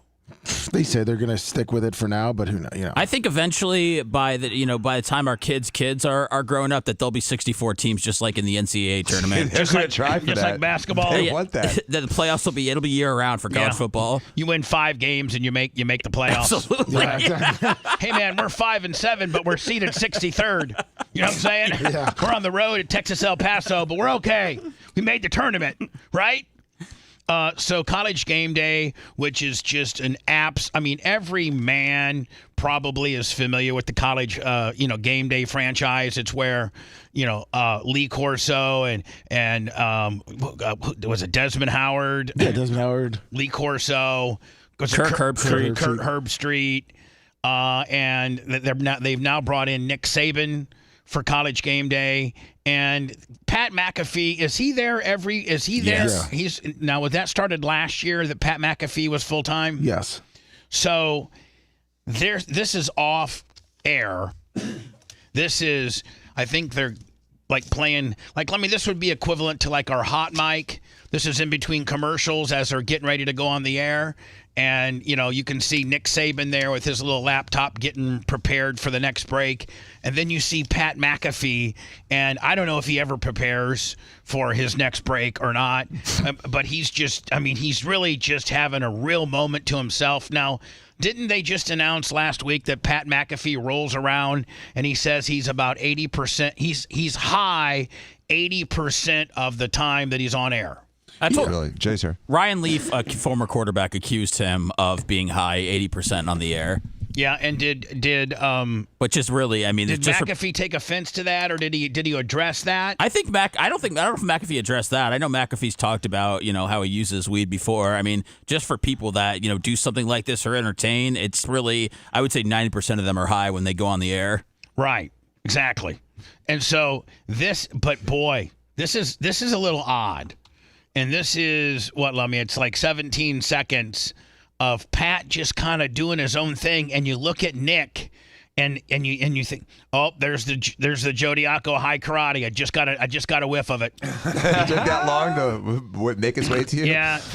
By the time he gets in the air, walks to this chair, opens the door, walks to his chair, and then that whole whirlwind of air finally makes its way up to me. It smells nice, though, doesn't it? It's a little strong. It's a little. I would Hold say down the windows the last 2 minutes of your drive. It'll go away, Dan. Yeah, if you'd roll the windows down at West Shore. Yeah, from that light to here. Yes. All you need is 3 blocks of windows down. I'll try that. That's what I do, because he used to say that to me. I just roll down my windows the last 2 blocks. It just gives me a little bit of an air out. And the homeless people love it in that area. Seth they really doesn't do. mind it. It has to go past Seth, and he doesn't care. He likes the way Seth I probably does think it's a little strong, but he's not gonna, I'm very sensitive to smells. It's a light smell. I don't know what to say. It's a light smell. He would never hold back on me. Strong high karate.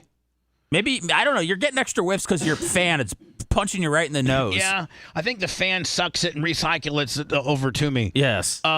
Jay, are you familiar? Well, obviously, you're familiar with Dan's new Cybertruck. I am. And he's on Team Macho on this one. Well, it's more than that, because I told Dan, I said, please don't take any of this personally, because I would have said all of these things the day before you got the vehicle. It's the ugliest vehicle I've ever seen. I don't like the way it looks. I don't like the way it sounds. I don't like the way it feels. It doesn't sound like anything. Exactly. It doesn't feel like anything. It's a vehicle. It's an electric vehicle. It's not a car. I won't. I told Dan I refuse to get out of it in public. We won't even get in it. I won't get in it. Hold on, Jay. Do you know it has no speedometer? You have to look to the stupid center computer screen, which is as big as the computer screen I got here, because it doesn't look like a real car. It just has some stupid integrated. So you have to literally look off the road to this to see your steering. Has this car caused a Diaco brother discussion? Oh yeah, he hates it. I know. He can make the one good car decision of his life and sell it and make a few dollars. How about Steven? Has he commented on the car? Anything Dan does, Steve's a backer. Steve co-signs on everything. Oh really? Oh yeah, he was a little reluctant, and he got it, and he loved it. Hold on. He was reluctant for you? I always thought Steve and you were always more aligned towards anti-Dan. There's no anti-Dan. Steven is Dan. We're all big supporters of Dan, but whenever there's a Dan issue, Steve is the very first person to defend I've seen you guys form anti-Dan rallies many a times. I gotta stick up for my boy Dan. There's been anti-Dan rallies many a time. Dan, deserved or not deserved? Dan, am I lying or not? A few, absolutely. There has been. Deserved or not deserved? Oh, they're it's irrelevant. Well, let's not get into it. That's not admissible in Bubba Court, whether they're deserved or not deserved. Exactly. The only thing that's admissible is whether there has been anti-Dan sessions before, and there has been. We'll call them Dan-erventions. Yeah. I've been looped into a few Dan-erventions, and I tell Steve, we usually bring you in as the guy. Yeah, and I'm like, Steve, I'm not going to intervene with this situation. I'm just not gonna. And then you come in and you're the one who always brings the bad news. And then he asks me, well, do you know anything about it? And my answer is always the same. Nope. Even though I know everything about it, and I'm trying to help Dan hide it. Sergeant Schultz, I know nothing. I saw nothing. All right, so here's Pat McAfee, and man, Seth, I want whatever he's on. Well, he's in his own little world, just grooving it out. And Grandpa Sabian is not happy about it at all.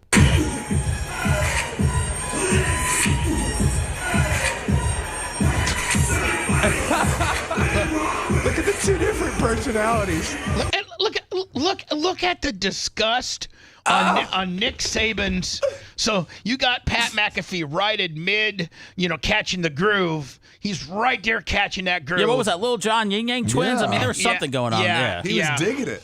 And then Nick's like side-eyeing him with a sidewinder mouth gimmick going on, saying, "What in the hell am I doing here?" He's like, a year ago, I would have just screamed at you. Now he looks down. Which makes me think that the New England's coach, Belichick, would be so much more fun than this guy. I sent you... Because Belichick seems like he's a fun guy, actually. I sent you 2 clips, Bubba. One of Pat McAfee's response on his Twitter, and then also at the end of the show, McAfee takes his shirt off and hugs Saban. So I kind of like McAfee more and more and more. That a guy that was just okay in the NFL has No, turned he was not just okay in the NFL. He was an all-pro. Yeah, he was good. What is he, a kicker? He was a punter. Okay. Okay.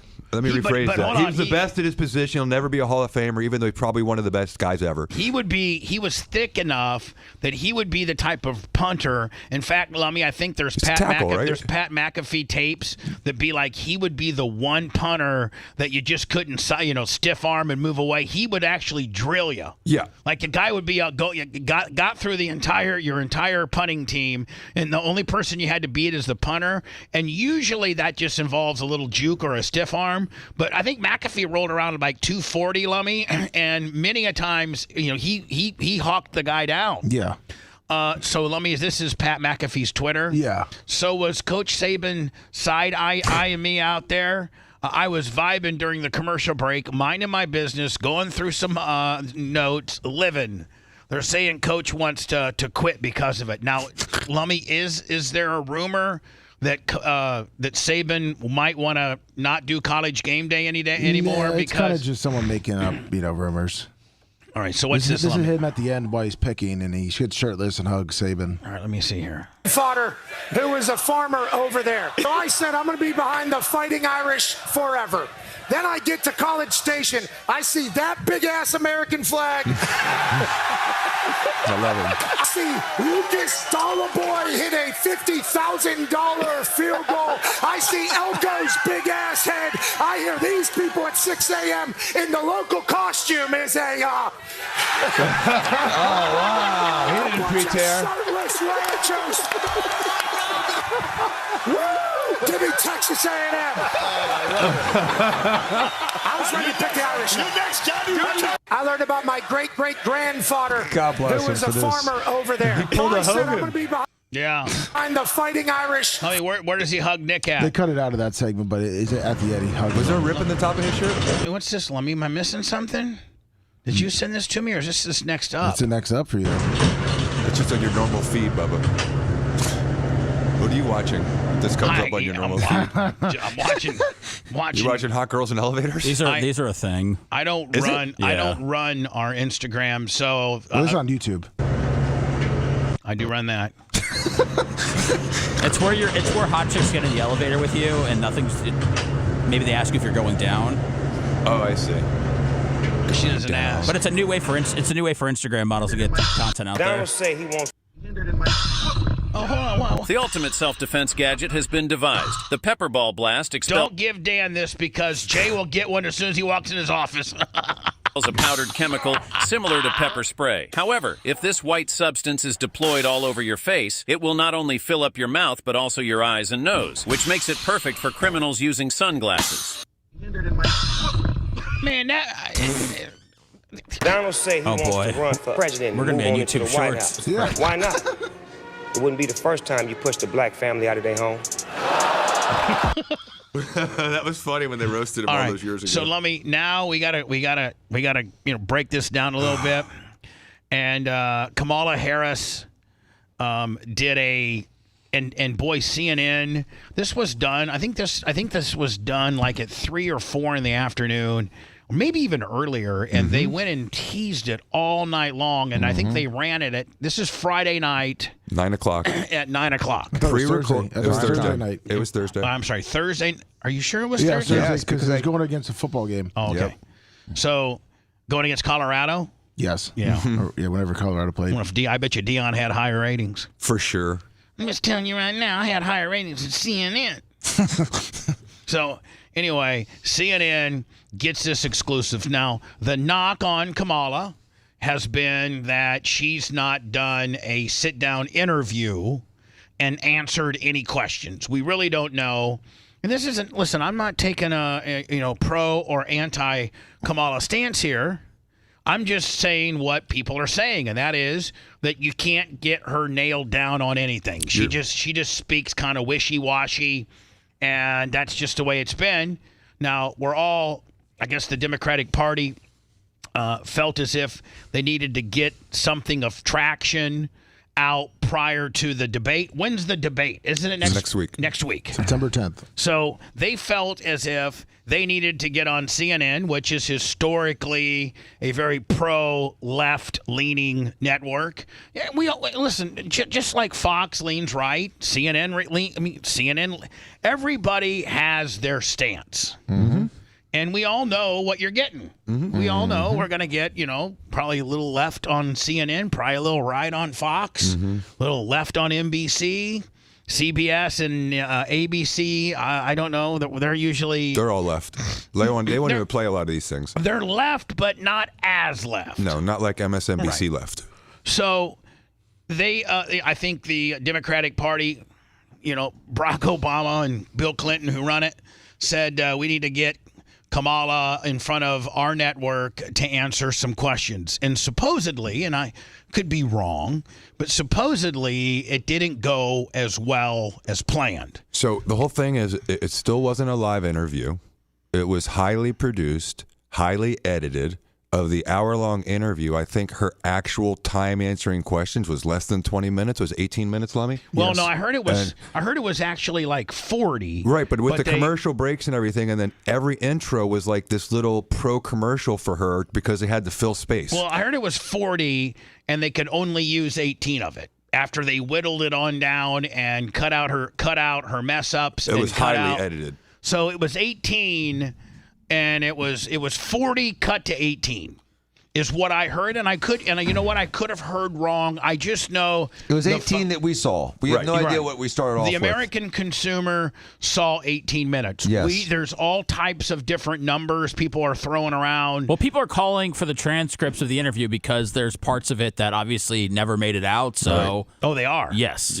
Now, does a network under the Freedom of Information Act, Jay, I don't think a network is the court system. Nope. So they're not held by sunshine rules or anything like that. No. They're not held by transparency. Like the court, as well as I do, that, the court is supposed to be transparent and you can do a FOIA request. And the government, too. But I don't think networks are held to those. No, but in theory, journalists should be inquiring into what's happening when interviews happen. And so if this was Trump, there'd be a transcript. Every call he made to a foreign leader, there was a transcript out. So I don't want to get Democrat or Republican on this. I'll just say the Republicans were complaining that it had been nearly 30 days before she gave an interview. She gave a softball interview to Dana Bash with highly edited clips. The Democrats are saying they want to try to keep her away from interviews because they're aware that she's not able to think quickly on her feet. And so that's the two arguments of both sides. And this interview was supposed to calm the people down, and it didn't work because it gave everyone more questions than it gave answers. So we're just going to go through it. Okay. We're going to go through it. We're going to start to go through it. We'll have to take a little bit of a break. What do we got? What do I got? Six? Do I got six pieces? Yes. Maybe we'll do 3 now and then 3 later. Kamala Harris's CNN interview. My values have not changed. That's all you need to know about her. And here's the thing. I don't know why she just simply can't say, I've changed my stance on some stuff. she's using my values have not changed, but she's actually changed her position on some things that she used to feel a different way about. But she's almost making it like, well, my values as a person to my core haven't changed, but my political reasoning or stance on us has changed. There's all types of evidence like that. And I almost feel like she's playing a word salad game when she says, my values you obviously have changed on some stuff. So own it. Just own it. She's not changed, Bubba. And she's saying that her values haven't changed. This is the dog whistle. No, this is the dog whistle, hold on. Bubba. She's changed on immigration. Nope, she hasn't. So, Dan, you got to let him finish his sentence, because what he's saying is actually Dan's right. not good about that. No, he's not. No, we're having a conversation, Jay, when you interrupted. No. Here's what I'm trying to say before Jay interrupts me. You interrupted me, and Correct. Jay stuck up for me for you interrupting me. I was answering you. He was making a point, and you were just going, nope. Exactly. I'm going to have to give Jay that ruling. Stand by.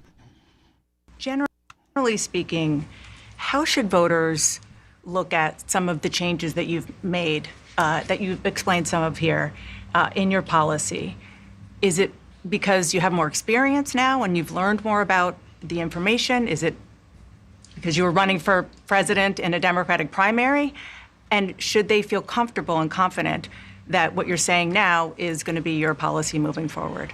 Dana, I think the most important and most significant aspect of my policy perspective and decisions is my values have not changed. See, you cannot say that because values and political stance, you're trying to make two different entities. Exactly. That's the point I'm trying to make, Bubba. And what I'm saying is that her values haven't changed, meaning she still wants to defund the police. She still wants open borders. She's just saying what we want to hear. Values. Her value is what she's going to end up really doing. Her values are the same as how you govern or how you feel politically. Correct. They're not two different entities. Nope. And they're trying to make it different, like you're saying. They're trying to make it like, okay, morally I feel one way. That's my value as a person. But politically, I have flip-flopped on fracking. I have flip-flopped on the border. Mm-hmm. I have flip-flopped on a couple other things. Now, listen, it's not bad necessarily, but don't try to insult the average person that wants to give you a chance, because I think the average person that wants to give you a chance gets kind of lost in the fact that you think that you're smarter than us by saying that we're going to believe that values and your political thought are two different things. They're not. They're the same. So don't say that your values have not changed and your political position has changed, because it's the same. And the thing is, to me, it seems like almost like a Bill Clinton, and please don't get confused that it's the same party as, and I'm only making this a Democratic thing, but it's almost like the Bill Clinton, it matters what is. What's the definition of is? Yeah, it's like, did you have sex with her or not? You know, it matters what is mean. Like, no, your values have changed. Well, a real interviewer would have said, well, why is it that your positions have evolved? Because we used to call this flip-flopping, and now they call it evolution. Well, if someone's going to evolve on a position, the question should be, okay, why have you changed your position? No one answered those questions. I would have said value schmalues. You've changed your position on the following. I could just think of three things: fracking, immigration, and tax cuts. And tax cuts. Defunding the police. That what you're saying now is going to be your policy moving forward.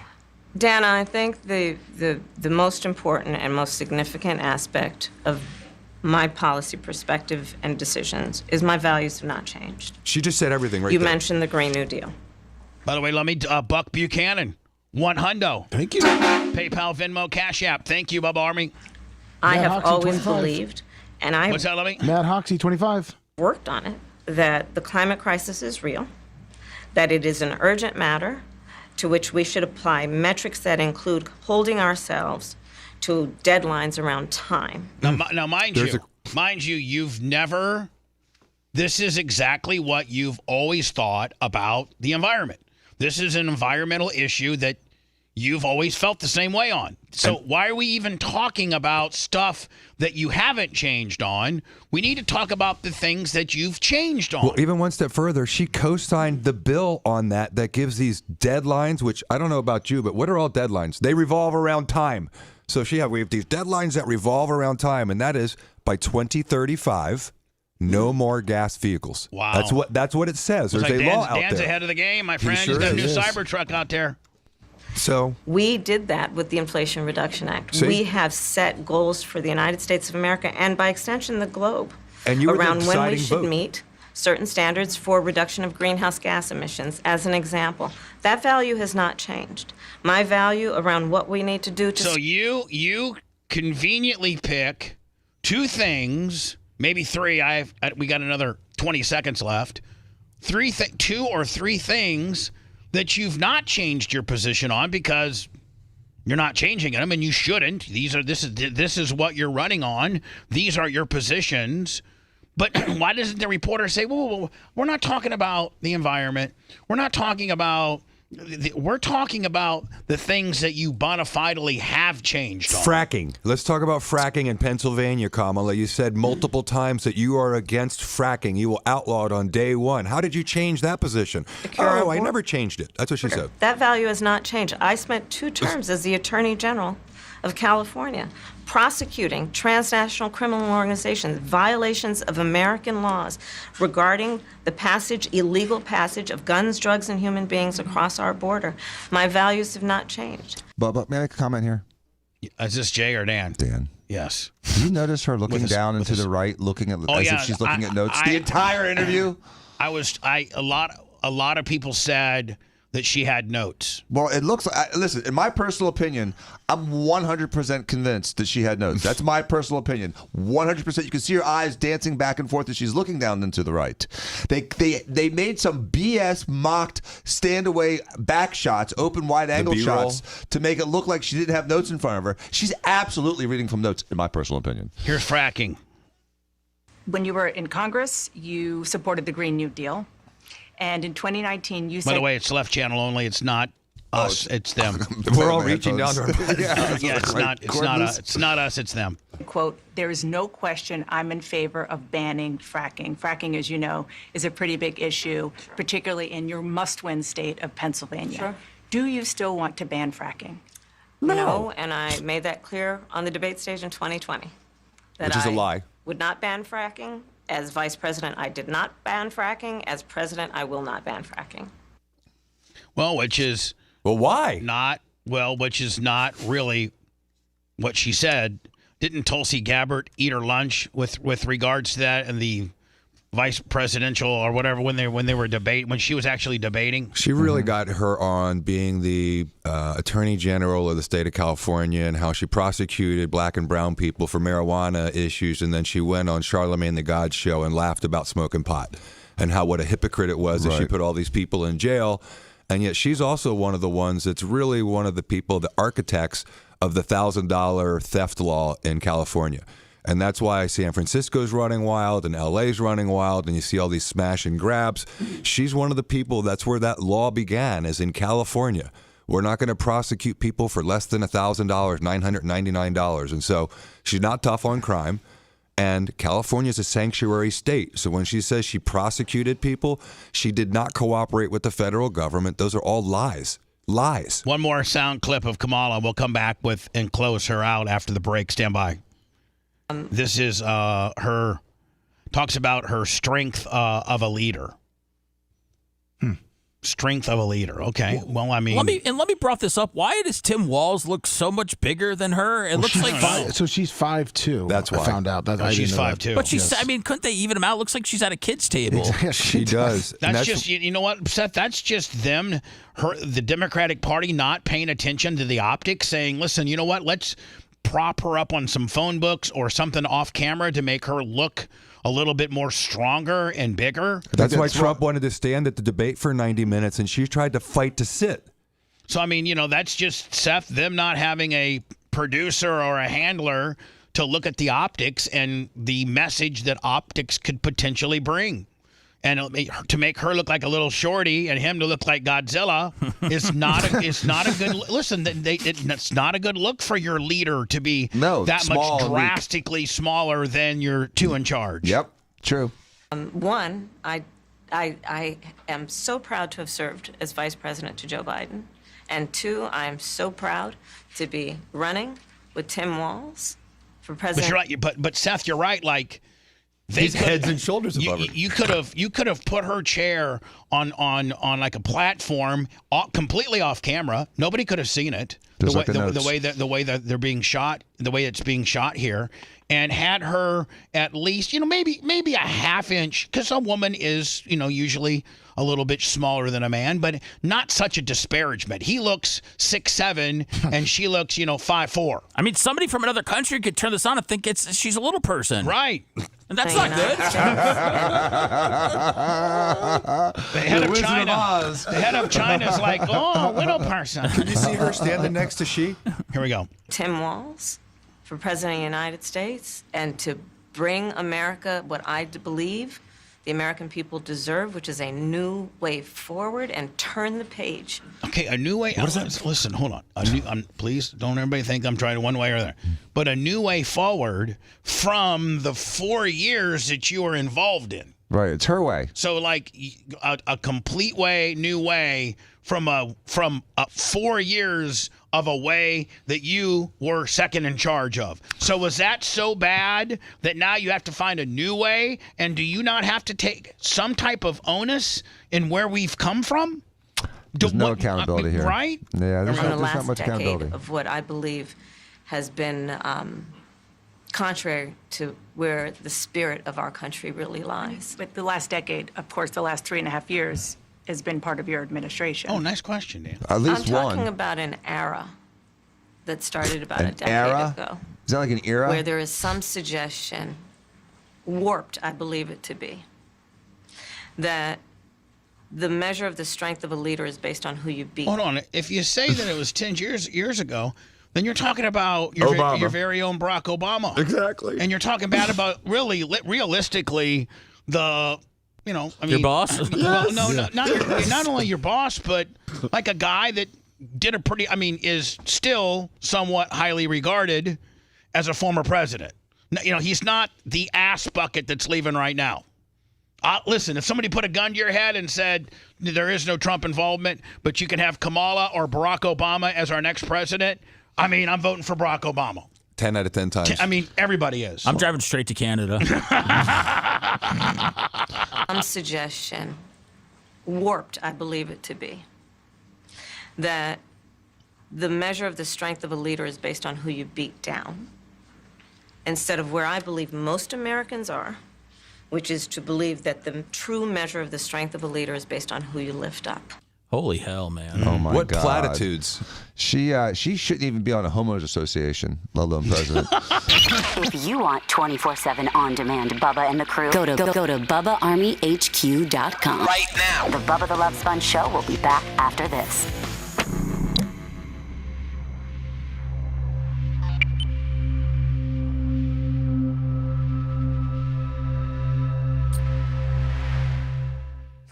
Military record. Yes.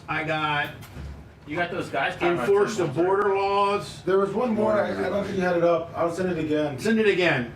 It was about the price of groceries. Send it to me. Cottonwoods, it looked she was awfully, flat, wasn't she? I sent it to you. One of your campaign themes is we're not going back.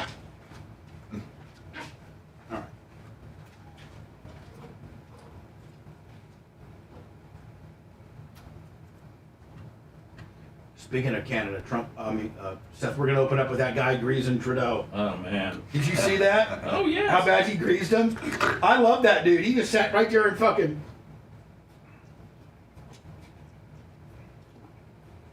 They're just trying to hand out some donuts. You get in trouble there for talking like that. There's no First Amendment there. Well, that guy got killed. They killed him. Dude, where's the Canadian Secret Service? Yeah, no doubt. This dude looks like he's just surrounded. He's awfully close, isn't he?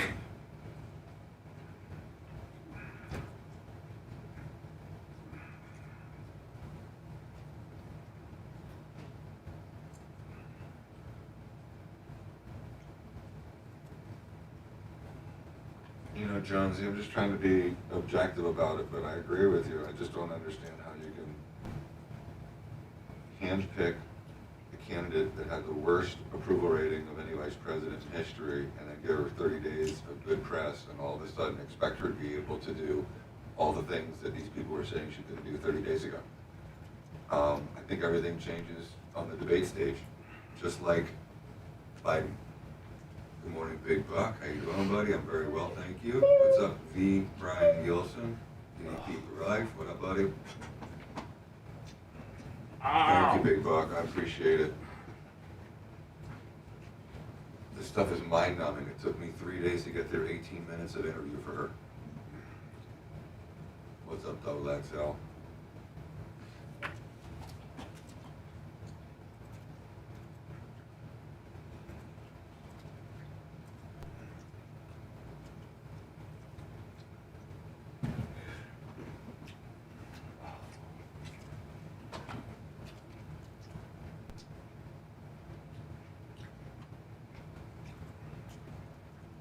My legs are sticking to the pleather.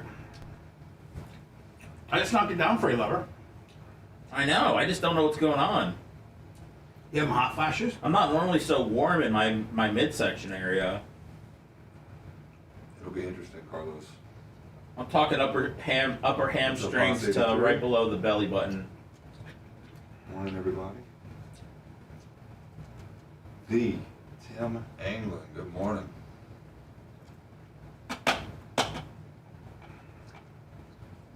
Who's voting for Jill Stein 99, baby? Who's Jill Stein? Exactly. She's running for president. I think the Green Party? Yeah, I think she got like 2 or 3% in Michigan, Wisconsin, and all those important states when John Kostika! But she ran last year, or 4 years ago. I love him. She ran both times. I love you, Johnny. Johnny K. Johnny K. Johnny K. Hey, hey, hey, hey.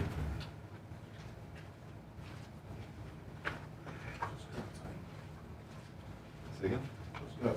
That's almost a little breeze. Can't wait for fall to be here. It's hot as crap every day by the time I go outside with my dog out. Good morning, I'm Prohema.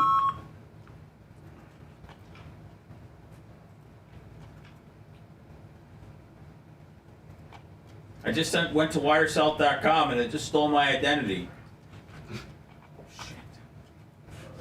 And I'm proud to be an American.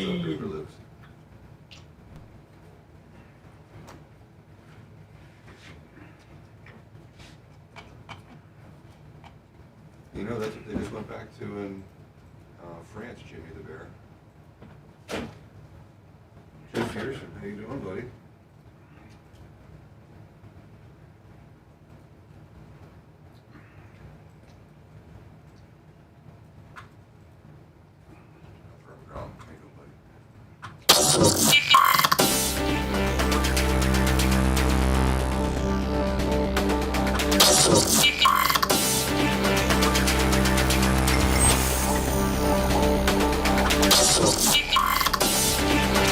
The Bubba the Love Sponge Show, listener supported via PayPal, Venmo, and Cash App, all at the Bubba Army, now returns. Speaking of which, Johnny K, better known as John Kostika, Falpo, Indiana's very own.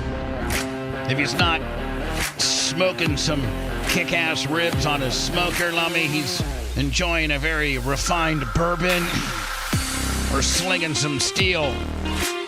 $100 in the PayPal, Venmo, Cash App at the Bubba Army. Johnny K, thank you so very much. Also, go to our YouTube, subscribe to it. Didn't cost anything for you to just subscribe and get a notification. That's free. We put a lot of stuff up on there. And then also our podcast, wherever you get your podcasts, iHeart, Spotify, iTunes, Apple Play, it doesn't matter. Just go follow the Bubba Army podcast, and you'll get all types of exclusive stuff that you can't find anywhere else. Everything from Clem and Kush to Operation Pigmentation, you got Tiggs and Biggs, you got Loner and Stoner. The Blizzard, right, or whatever it is? Oh, the hottest new franchise, the Blizzard. Two flakes going crazy on a nor'easter. I like the visual implementation. I thought it was good, Seth. Oh, thank you, I like man. the visual. Those are funny guys. They're funny. And Brian was quite tolerable this past Thursday. I think he's abiding by some of my demands. And he was just enough of a dick to be funny and not irritate me.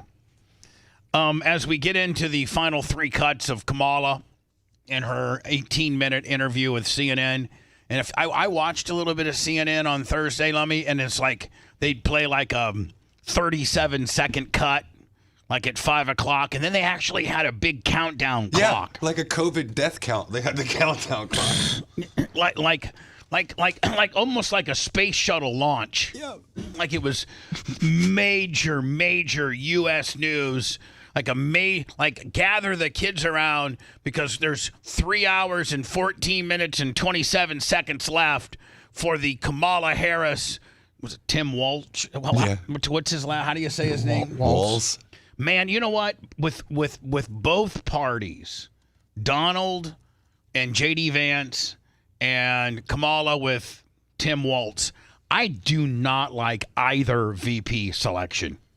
I don't, your VP should be a person that really, maybe people that are on the fence with the candidate brings you that vote. And I really think I think Trump messed up by not going with either one, Nikki Haley, or two, Tulsi Gabbard. Because he needs that 15% of women that don't know where they're going. But I agree with you. And in his defense, he did it at a time where he was absolutely destroying Biden, and no one ever imagined they were just going to pull him out. But J.D. Vance, to me, I know a lot of people like him. I don't. I just don't like the guy. I don't like him, and I don't like the guy. I don't like the Tim Walz guy either. To me, they don't add anything to the party. Nothing. Meanwhile, Trump, if he just would have taken a step back and been less narcissistic about himself and be like, I just want to let you know, the reason why I picked Tulsi Gabbard or Nikki Haley is because I have the vision of making sure that the next president after me is a woman. That's what our country needs, a woman. And Nikki Haley and Tulsi Gabbard are strong women that can lead this country. He could take credit for hand delivering the first female president of the United States, because had he picked either one of those, they already have an inside track into being the candidate and winning, right? Sure. I mean, both are strong, both are really smart, great women. For sure.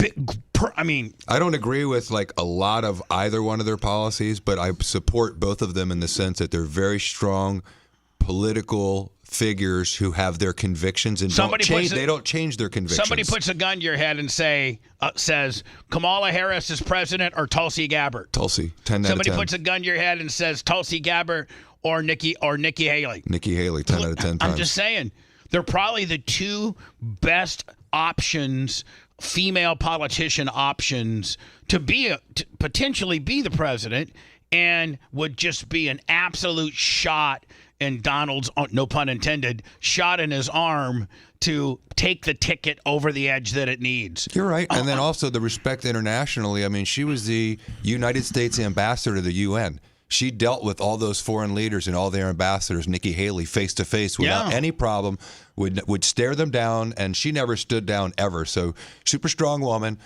And the Tulsi Gabbard thing is, she's like her. She's a Democrat. I know. That's she's why on the she changed to an independent, and now she's on Team Trump because it's really just common sense. And so those are really big deals that both of those strong women have endorsed him and supported him. Meanwhile, J.D. Vance brings none of that. All J.D. Vance brings is a more evangelical part of Donald Trump. They think he's going to bring the uneducated, rural, white male voter that's in Michigan, Wisconsin. That's me, and I hate him. I'm the uneducated. Yeah, you're actually from, I'm you're the right. uneducated Midwestern rural. If I wasn't working here, I'd be working at the Warsaw Park Department. And I hate J.D. Vance. And I like Tulsi Gabbard. It's a shame because I think if you read his book, you probably have a different opinion about him. My mom's begging me to watch his documentary. I and can't I'm watch like, the film. My mom and my wife both read the book, and the thing is, it's so interesting I don't got about time the way to read the books. media. Books are overrated. The way the media portrays this, it was called Hillbilly Elegy. Yeah. And the They media made, back then. they made a doc out of it on Netflix. Correct. Yeah. So back when he wrote the book, he was anti-Trump, and so he was celebrated all over MSNBC, everyone, because he thought Trump was going to be a nightmare. And just because he changed his position on Trump, now they don't even think they make him out he's a weirdo, he's a freak, he doesn't even believe in where he came from. It's just another simple example of the hypocrisy of the mainstream media. Here is Jack Trudeau. Is that his name? Justin. Justin Trudeau. Or Jack. Justin Trudeau, the leader of Canada. Is he the prime minister? Yes. Okay. So the prime minister, that's the equivalent to our president. That's the title. Right? The prime minister of Canada is the equivalent to our president of the United States. And he rolls around. He seems pretty hated. Oh, I think even in America, I feel like people hate him. Even if we would get Tampa Terry on with a bag full of milk, I think he would tell you that Justin Trudeau is probably more hated than Biden. Because they did ultra lockdowns like 5 years into COVID, didn't they? Oh yeah, yes. He really, like, people couldn't go to work. No, he's been a dick, and I don't understand, with as much as that he's hated, how he continues to get reelected. Because the people of, I think he's lost a popular vote each time, but because it's all in different territories. So it's like, I think it's like 3 votes. So if he wins Montreal, then it completely, doesn't matter if you win Calgary and every other place, you're going to lose you're going to win the election if you just win. It seems like Montreal and the French base of Montreal always seems to get him elected, I think. Yeah, it's like, I think there's like 3 different ones. One's the popular vote, and then there's like 2 other sides, but he keeps winning 2 out of 3. Hello? What's up, King Sponjo? I wanted to talk to you real quick. Did you finally remember what you wanted to say? Yes, but it's hard for, as a man, it's hard to, when you want to apologize, it's hard for a man, or when they think their political strategy is 100%, and then they gotta apologize. But I got an apology for you, King Sponjo. All right, go ahead. You're apologizing to me for what? Are you one of the trolls? Okay, Are you one of the trolls that write bad things about me and Seth? No, this is kicks your guns. It's formerly Fat Ass Bobby. I'm like your second, biggest second mark, dude. All right, so tell me what, just quickly, I'm on, I got a lot of things to cover, so please tell me what, is on your mind, what you're sorry about, and the keyword quickly. You're killing my bone. Mm-hmm. I do got the air dialed in, though, don't you think, Seth? Is the air better? It's a little musky over here. That's the high karate that Jay's wearing. Anyway, go ahead, sir. Yes, King Sponjo. I think Tulsi Gabbard should have been the vice president. You're right. Right, thanks. And I called you and we talked about it, and but and I just came to that about a couple weeks ago. Did he hit the Rattler this morning, and Bubba? I think it's very good I'm using her now. Right. So, again, quickly, what were you going to talk to me about or apologize to me about? Because I got a lot of things to cover before the show ends in about 48 minutes. Well, it wasn't an apology. I just wanted to say, because I'm a man and I love politics, and I'm 100. And I'm not an apology. I just want to say, as a man, you're right. You're right, King Sponjo. All right, we'll leave it at that then. Thank you, sir. I appreciate your call. So here's Justin Trudeau in Canada, and I guess he's handing out like donuts to these various. Might look like there might be manufacturing or production plant workers. Hey, who do you think our last president was to wear jeans? Obama? Obama wore those mom jeans. Oh, yeah, George W. Bush. Probably George W. Bush. He wore real man ones when he was doing wearing Wranglers like Brett Favre. Yeah. When he was working at the farm with the chainsaw. But Barack wore like some designer skinny mom he jeans. wore the mom jeans that were really high on the bicycle. You remember they have that picture with this goofy little helmet. He looks so silly on the bike. But he was in shape. Barack was in shape. He could wear mom jeans. Not everybody can wear mom jeans. Look, like or dislike his politics, he was a stud. He's still a stud. Has anybody seen the Reagan movie yet? No. They won't play it. It's not getting the publicity it deserves. Somebody said that it's actually pretty good. Yes. But the leaning media is taking a complete shiz on it because it's about, paying homage to, a Republican president. If the Clinton movie came out, boy, they'd be like, man, you know what? I'd love to see a Clinton movie that was intellectually honest and talk about oral and cigaring and all Why kinds would they of let things. that happen? But why wouldn't they? Why would the Clintons let that happen? Because Netflix is into creating great content. No, I know, but wouldn't they shut something, like if it was something Yes. that painted them in a bad light, wouldn't they be able to shut that down pretty easily? I mean, I guess. Like I don't they're know. doing Reagan. That's the thing is I saw Dennis Quaid on Fox News this weekend, and he was talking about how this is not getting any traction or advertising because they're suppressing it. Send me the Reagan movie trailer if you could. Yep. So anyway, This is Steelworkers, by the way, too. This is steelwork. These are real rugged. John Costikas. He's not a steel worker. He's a salesman. Trudeau is coming up and handing these guys donuts, and everybody's marking out to him. And there's this one dude who ain't having it, and he calls Trudeau out, and I love it. Hey, I'm good. Just one of the Prime Minister again. Well, we got donuts over here if you want to thank you for your hard work. I can bring some for my kids here. Okay. The 25% tariffs we just brought in on Chinese steel is going to help you out. That's going to keep my job, yeah. What about the 40% taxes I'm paying, and I don't have a doctor? The $400 million that we invested in the car means you're going to have a job for I think you're only here for another year. We won't see you around probably another year. That's what elections are for. That's right. And I look forward to everyone exercising the right to vote. Yep. And the basic choice, we're going to invest in you and your jobs. I don't believe you for a second. Dental care? Do you know anyone who got dental care?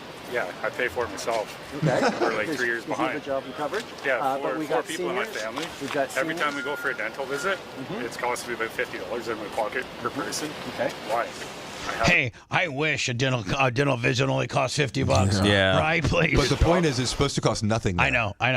You're not really doing anything for us, Justin. Well, actually, we just invested so 500,000 people who haven't been to the dentist got to go to the dentist over the past few months. Probably like my neighbor that doesn't go to work because she's lazy. Well, She you know just what? doesn't go to work. She lives the same Most life I do. Canadians try to stick up for each other, and that's what we're going to keep doing. Yeah. Good luck and take care of your family, sir. No, I'm good. He's not going to shake his hand. Have a good day, sir. Yeah, what a bitch. The guy being a bitch? Yeah, just shake his hand, dude. He sat there and he talked to you. He heard you complain about paying for the dentist. I mean, he sat through your criticism. So as a man, when a man offers your hand, his hand, and even if you disagree, you're right. As a man, shake it. So you know what? I don't agree. I don't think you're doing a good job, but I would have done a Trump handshake, grab him, pull him right in, and say, "I really believe what I just said." I would have done one of those. Pull him right in, grab his elbow. I would have done one you of heard those. what I said, I'm not voting for you. I would have done one of those. Give your hands and then go next time. We bring it back. You know what I'm saying? By the way, we have to get back to the Kamala. Yeah, I sent you the Reagan trailer if you wanted to. Okay, cool. I want to do that too. Harris wants to talk about groceries and the economy. And again, I don't want this to come across. This is in the news. This was a big whodunit. This was. I guarantee you that the Democrats wanted this to go longer than 18 minutes. I guarantee you that CNN wanted this to go longer than 18 minutes. I was told, or I think I read, where the editing was not CNN's edit. It was the Democratic Party's edit. And that's why. Really? Yes. They had editorial control, you think? Let me research it for me. That seems tough, Bubba. Well, it says CNN is coming out saying that they didn't edit the video. They didn't. They're just saying they did not edit the video. So that's a conspicuous denial. If there's reports that if there's reports that the interview was 40 minutes long, and CNN is saying they didn't edit the video, then what are they saying? Who did? If the video's edited, can we all agree that that's an edited video? It's not an interview from start to end, right? No. So that would mean, by definition, it's edited. So who edited it if then? CNN says, if Lummy says there's reports that CNN is reporting on itself that it didn't edit, then who did? One would think that Kamala's people may have. It's a good question, Bubba, as a journalist. One of your campaign themes is we're not going back. But I wonder what you say to voters who do want to go back when it comes to the economy specifically, because their groceries were less expensive, housing was more affordable when Donald Trump was president. Well, let's start with the fact that when Joe Biden and I came in office, during the height of a pandemic, we saw over 10 million jobs were lost. People, I mean, literally, we were... I think inflation, if I can remember correctly, I think if inflation was 1.4. Yes. Below 2 for sure. I think it was 1.4. January of 2020, I think Joe Biden and Miss Harris inherited a 1.4. 1.2. 1.2. Wow. There you go. I was close. Jeez. 1.2. And it got as high as what? 11, 12, I don't know. All tracking the numbers. 20% still, though, Hundreds of more people a day right now. Right. were Prices. dying because of COVID. The economy had crashed.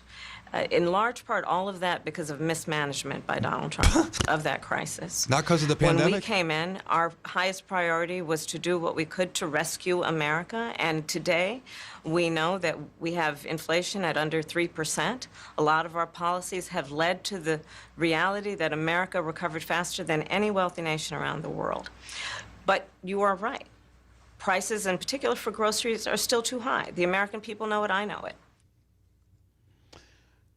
Is that a good explanation, Seth? Or Bubba? Well, I don't think she said anything about what she's going to do to change it, right? I think I agree with Seth in the fact that I don't know that she said anything other than just recant what historically has happened. Well, showing us what they did before, but not how to get us out of this situation. Right. Question being, will we enforce border laws? Well, we might, but we haven't. Well, and not having enforced border laws has put us in the conundrum that we are in. Well, and you know, this and is you were, let's just be honest here. You were at one time heralded as the border czar. Now you've tried to distance yourself from that. There's this big whodunit as to whether you were or were not, but I think everybody at one time or another watched you being presented as the border czar. And there was one more thing that she did also, just to put this in context, was during the debates, they had everyone raise their hand that would decriminalize border crossings. And she raised her hand and it said multiple times, there's no such thing as an illegal person. And so this is, again, not just a little flip, not a little flop. It's enormous. And then I want to ask you if you think it's a good explanation. Do you remember that scene in Black Sheep where they just shove Chris Farley on the stage at Rock the Vote? Yes. And he kind of just makes the crowd go crazy by saying a bunch of nonsense. Yes. That's how her speeches are to me. Except she just kind of covers the talking point. The crowd goes wild. There's no real solution. It's like Veep. Kill Whitey. It's like it's like, hold on, it's like Veep, and she's also and Sarah Palin was the same way. If we're going to be honest, like with regards to the Republican side, remember Sarah Palin would be like, oh, don't you know that like she just. But they blasted her, Bubba. It was they interviewed her on day one, and they said, what periodicals do you like? All of them. That was it. I know, but Sarah Palin is very Kamala, very like. It's just like I don't know, lacking details. When you first ran, there was a debate. You raised your hand when asked whether or not the border should be decriminalized. Do you still believe that? I believe there should be consequence. We have laws that have to be followed and enforced that address and deal with people who cross our border illegally. And there should be... No, not that they've had to deal with it for 3.5 years. Because it's been meant, hey, Johnny, call 10 of your best friends because it's wide open right over here, buddy. I'm just saying. Consequence. And let's be clear, in this race, I'm the only person who has prosecuted transnational criminal organizations who traffic in guns, drugs, and human beings. I'm the only person in this race who actually served a border state as Attorney General to enforce our laws. And I would enforce our laws as president going forward. I recognize the problem. He was the president for 4 years, where she just says a blatant lie. I'm the only one that's ever prosecuted people. What? He put more MS-13 people back on planes and out of this country and tried to do everything he could to enforce the border in a legal and sane he just wouldn't let 'em in. and ethical way. People That's just exactly right. People just didn't get in. We had 600 people when they had the 2020 debate. The question to do Donald Trump is, what are you going to do to get these 600 children back with their parents? And many of those 600 children were just brought over as props to get across the border. Do you know how many we have now? 200,000 children unaccompanied that are not accounted for, and this government's not even being asked the question. It's ridiculous. If you care about children. Tim Waltz wants to tell you about his military record. I mean, we also have an article before we leave the show of I think 5 or 6 guys that served with him in the Minnesota National Guard. They lit him up. And they listen, I'm just telling you, we'll listen to what Tim's explanation is, and then we'll go ahead and try to get another source of like a lot of good journalists will try to get at least 2 sources of the same story. And there's 2 sides to this story. One of them is one guy saying it who's running for a public office. And then the other one is 4 or 5 dudes that served with this dude that are giving you the what for. 2 things I don't understand. Him potentially lying about his service, and then him potentially lying about, how his kid was conceived, because they said it wasn't through IVF. Yeah, it's a big issue too, Seth. You're right. You said that you carried weapons in war, but you have never deployed actually in a war zone. A campaign official said that you misspoke. Did you? Well, first of all, I'm incredibly proud. I've done 24 years of wearing the uniform of this country. Didn't answer the question. Nope. Country. Equally proud of my service in a public school classroom, whether it's Congress or the governor. My record speaks for itself, but I think people are coming to get to know me. I speak like they do. I speak candidly. I wear my emotions on my sleeves, and I speak especially passionately about our children being shot in schools and around guns. So I think people know me. They know who I am. Hold on. The question was, did you ever carry a firearm in a war zone? Did you misspeak? The candidate officials said you misspoke. All he has to say is yes. I misspoke. They know where my heart is, and again, my record has been out there for over 40 years to speak for itself. And the idea that you said that you were in war, did you misspeak as the campaign has said? Yeah, I said we were talking about, in this case, this was after a school shooting, the ideas of carrying these weapons of war. And my wife, the English teacher, told me my grammar's not always correct. But again, if it's not this, it's an attack on my children for showing love for me, or it's an attack on my dog. I'm not going to do that. And the one thing I'll never do is I'll never demean another. And you know what, sir? I'll never attack your dog. Poor guy ain't got nothing into it. I love animals. I mean, Tim Waltz's dog. I mean, I feel for him having to be Tim Waltz's dog. He doesn't want to be a dog. He wants to run away. Your dog wants to run away. Members service in any way. I never have, and I never will. All right, so I got to find that article from here. I'll find it real fast. Megyn Kelly. From the dudes that actually served with him. It's around here somewhere. Right here. Here we go. Here we go. Forward. It is morally indefensible. He didn't care. It was all about him. He's a military impersonator. I don't understand how he could do it morally, or he's got absolutely no integrity.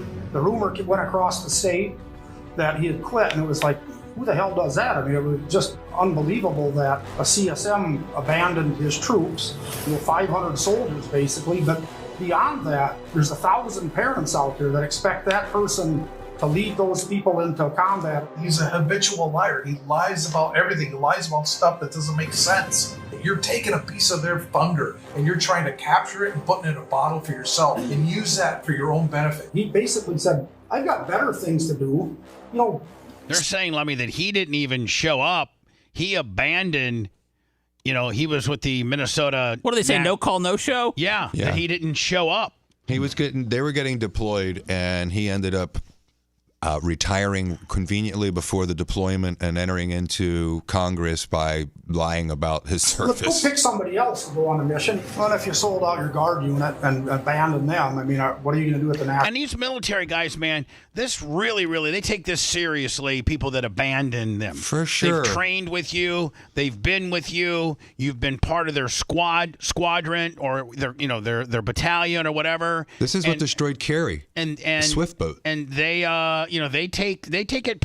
Abandonment's one of the worst things you can do to your fellow soldier. National level. Fear is a reaction. Bravery is a decision. And war. I like that. Mm-hmm. I like that. Fear is a reaction. Bravery is a decision. I like that. Bravery is a decision. And Walls has made the wrong decision. He's not brave. I call him a coward because he is. So I mean, those are 5 men that served with him and can handedly give you their opinion as to, or their experience as to what Tim Walz did when they were deployed. He retired and joined Congress. I don't know if there was some loophole where if you retire and immediately run for public office, then it's not a big deal. But it kind of is a big deal when you're going to be potentially the next vice president of the United States and you're trying to sell to the American people that you carried a gun in a war zone during combat when 5 of your fellow guys on your same team, so to speak, said that you never even went over there, that you quit. Could he just say he served for 24 years and then people would have been like, man, that's awesome, man. Yep. What a dude. Yep, he could have. For sure. He could have. He could have said, yep, I served. And then if people would break his balls further, Seth, by saying, well, in serving, like, what did you do? Like, did you just stick around Minnesota and made sure that, you kill anybody? Right. Did you go abroad at all? Or, tell us your service. But no, you don't do that. I did some things here and there, but I can't really talk about that. See, you should be running for office. I like that answer. I did some things here and there. I think you need to quit my show immediately and be his handler. Well, the thing is, Bubba, is that I don't understand is like when they say that Kamala can't think on her feet. I mean, I feel like I guess that's what we do, and maybe we're better at it than other people. But I don't understand how you can't think quick on your feet and be on that position. That whole position is thinking quick on your feet all the time. People are coming at you from all different angles with all sorts of different questions. Like, you have to be able to come up with something. I did some things here and there, but I can't really talk about it. See, man. That gets them completely off the hook. Get me to Walls immediately. Want to listen to the show on demand and on the go? Enlist today at BubbaArmyHQ.com. Sign up and start listening. The Bubba the Love Sponge Show will be back after this.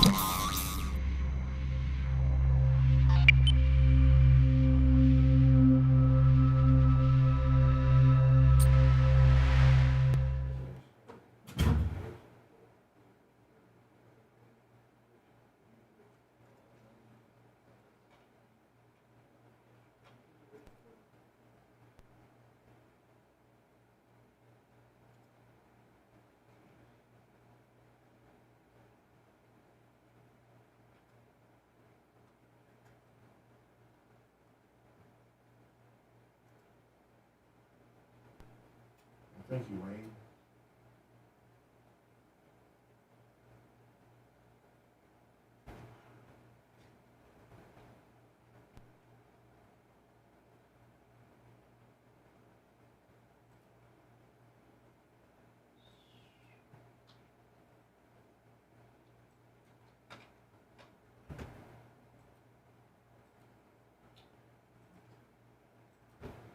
Thank you, Johnny K.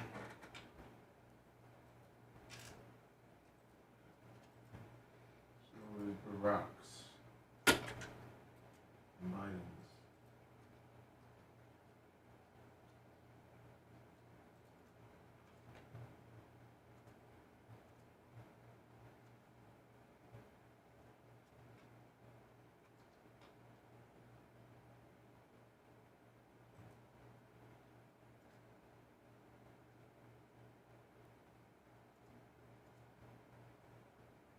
Has he? Longwood? The Lockwood Legal Group?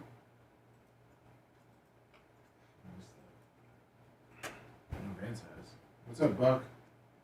Buck, how you doing, buddy? Did Buck get a link to the? I think Ashley got him a link to the hotel. Yeah, I think she's been sending them out. I sent a whole bunch of links, like to Joe from the West Side and Scotty Landers and. What's up, Long Necker? It's gonna be a good time.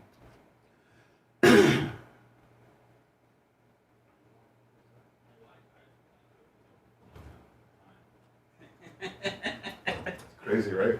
I'm blown away. Hey, how was Jane's Addiction? I loved it. I thought they sounded great. There was one time he was off on a note, but all in all, I mean, Dave Navarro killed it. I've seen him probably 16 times over the years. Jane's Addiction? Yeah. Really? Seen him, yeah. I went to 3 Lollapaloozas the first time it was there. Back when they were doing it, yeah. In 3 different states. So yeah, I was kind of a Jane's head. They sounded awesome. I loved it. Man, Dan said he left like right at the last song, but he didn't even have to work the next day because we weren't here on Friday. Right. So. Well, I just wanted to avoid the traffic, and I think it was like being caught stealing, which I could care less about. Okay. I get that. It's hard getting out of that parking lot. Yeah, but they played 3 days, then she did, Ted Just Admitted, Stop, Jane Says. I mean, all the best shit off of Ritual de la Habitual and the original Jane's Addiction. It was fantastic. The set was awesome. How's Perry looking? Old as fuck. Really? I had to look up his age. You know how old he is? Take a guess.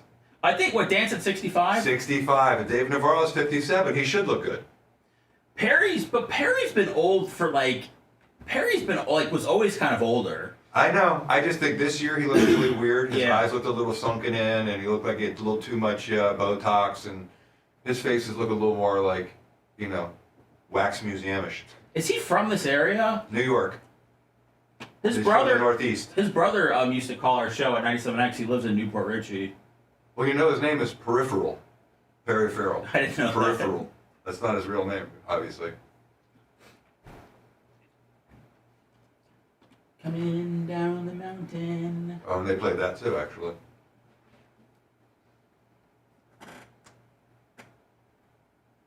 Oh shit, John Wilson. Morning Big Longer. He's still alive, huh? Yeah, he's a nice dude. Nice family. What is he, like 80? He's got to be older now. Yeah, yeah. He looks good at that. He does. Great. He looks like he's speaking in full sentences too, which is great these days. He was sharp even when he retired. It wasn't like he couldn't read anymore. It was just done.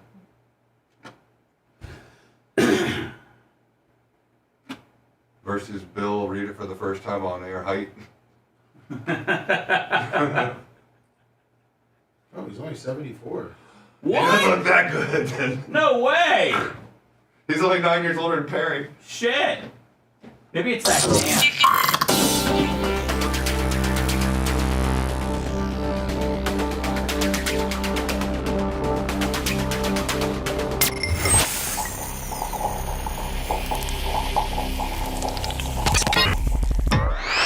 The Bubba the Love Sponge Show, listener supported via PayPal, Venmo, and Cash App, all at the Bubba Army, now returns. Oh, Lummy, you did send me the Reagan deal? Yes. Okay, I'll get to that momentarily. I can resend it so it's fresh. I wonder how much Joey Chestnut and this Kobayashi? Yes. And this was, Netflix doesn't do a lot of live stuff. I think, wasn't the Tom Brady roast their first? Yes. Their first live thing that they tried? Yes. And by the way, it killed. It did well. And I think this was maybe the second thing that they've done live. They may have done some live things since, but... The second was supposed to be the Tyson-Jake Paul fight. Oh, okay. Remember? And then it got canceled because he got injured. He got $100,000 prize money for winning. Who, Joey? Yes. Are Americans enamored with people that can eat? Enough of them are. Yeah, I mean, I'm not. I think it's just revolting. Me too. Under 30 to go. Joey Chestnut ate what? 83. Killed Kobayashi. Now, will Joey Chestnut not participate in the Nathan's deal anymore because is he just going to do it? Well, he can't because he signed that meatless deal. Oh, okay. And then, but he doesn't need them, Bub. I mean, he luckily made enough of a name for himself to where he gets to go do this live on Netflix. And I mean, he does every county fair and every food. I mean, like, he's not hurting for money at all. We just won't see him in the Nathan's hot dogging contest anymore. The rematch we have waited 15 years for. The records as well. Chestnut, Kobayashi, both with. See, here's what I don't understand, man. They're not fat dudes. Do they just condition their stomach to be able to stretch? Yes. And then when it's done stretching, then it stretches back to normal size? Well, they're on the toilet for like 48 hours is what they are. Oh, really? Yes. Like laxatives and stuff They got to get all that out. It takes days. But the 16-time champion Look how sweaty is going to walk away an apparent winner. Lummy, I was in a part of an eating contest, the Big Wally eating contest, and it is so uncomfortable. How'd you feel the next day? You do start sweating. Fat. Remember, Kobayashi used to be the GOAT. He was, yeah, and he's just getting his ass kicked. But he's ripped. Look at how jacked he is. He needs to do fewer curls. Seconds to go as the fans count it down. Yeah, hey, Kobayashi, big arms don't equal big stomach. I'm okay with him being the loser of this contest. There's no winners. I sent you, ESPN did a breakdown on the science behind competitive eating. Oh, they did? Yes. By the way, before I get to that, this guy here. Yeah, the wide receiver from Carolina. He's formerly a wide receiver for the South Carolina Gamecocks, and he got drafted by the Carolina Panthers, and he made the team. Oh, Xavier Leggett? Yes. Okay. And this guy has, I don't know if it's Cajun with He's from South Carolina. They said it's country. Yeah. But his accent is like heavy urban South Carolina. Like it's hard to pinpoint, isn't it? Like his first of all, he's a very likable guy. He's from Mullen, South Carolina. But like I've never heard of like when you listen to a Cajun guy or a guy from Texas or a guy from like Canada, or a guy from Minnesota, or a guy from Chicago. You know, there's everybody, or a guy from Minnesota, or a guy from Boston. You know, with the car. You go get the car in the yard. But you never know if somebody's from Arizona or not. You know, you just have to take right. Hello. Hello. But I've never heard, and it's cute as I mean, cute. It's cool. It's cool as endearing. hell. Yeah. It's very endearing. What? The former South Carolina Stars with Ashley. And he's just so happy, but this accent, I just can't quite pinpoint. It's got a little bit of Cajun in it. It's got a little bit of South Carolina backroads in it. He doesn't really open his mouth either. Got him right here on the sidelines. And Xavier, what does this feel like for you being on the sidelines as opposed to being out there? Listen to this dude's accent. Oh, man, it's great, man. Just being able to come watch the younger guys that I played with last year, man. It seems like they excited, man, and they ready to play. And, man, the fans, they brought the energy out here for them as well. Oh, yeah. It's his country. It's country. This is South Carolina back roads. Energy is unmatched. Drafted by the Panthers, so you're right down the road. I know it's just been the preseason, but how has that transition been for you from college to the professional level? The transition has been pretty good for me, man. It's a little faster start, all playing in the NFL. And what I had a little downtime, man, I deal with a couple of injuries, but, man, I'm back on track now and everything going great for me. And Xavier, rare in today's world to have someone spend their entire college career at one place. What does this school, this program mean to you? Oh, man, this program mean a lot to me. It got me where I am today. And, man, I'm very happy for this place, man, and it's going to continue to grow. I like him so much. I just want to like this dude, man. I like him so much. I just want to pull for this dude to pull down 3 touchdowns this weekend. The Carolina media loves him because right after he got drafted and they all kind of heard him for the first time, they couldn't believe it. So yeah, he's just so likable. But like you said, his smile, he's like he seems like so a really happy to be in the NFL. And it's an accent that we've never heard. We don't hear this a lot. It's endearing, like you say. You say it's cute, but it's endearing. You want to like him. far about Lenore Sellers in this offense? Oh man, well being able to be here with him last year and work out with him during the off season last year, man, I know he's gonna be a great player, and I like the way that he's doing what he's doing out there now. All right, Xavier, thanks so much. We're excited to watch you in the NFL. Hey, I appreciate y'all. There's no way this guy calls anybody and they don't think it's a prank. Oh yeah. I mean, like if he's ordering food or what, I'm just hanging up. I think someone's messing with me. Or there's no way that if you spend 5 minutes with the guy, you can't like him. Of like course. He's just got such a good vibe about himself, does he not? Yes. Man, what round is he? First round pick. Oh, he was a pick 32.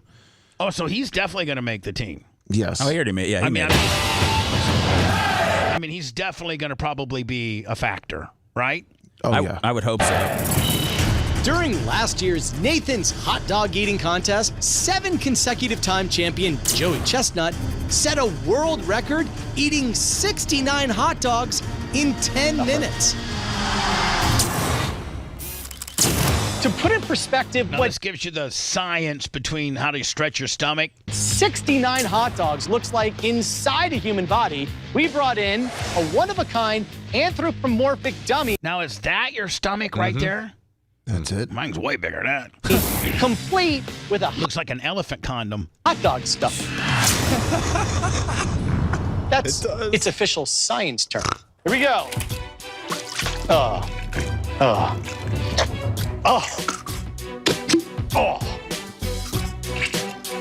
Oddly, though, that is what it sounds like when Joey eats.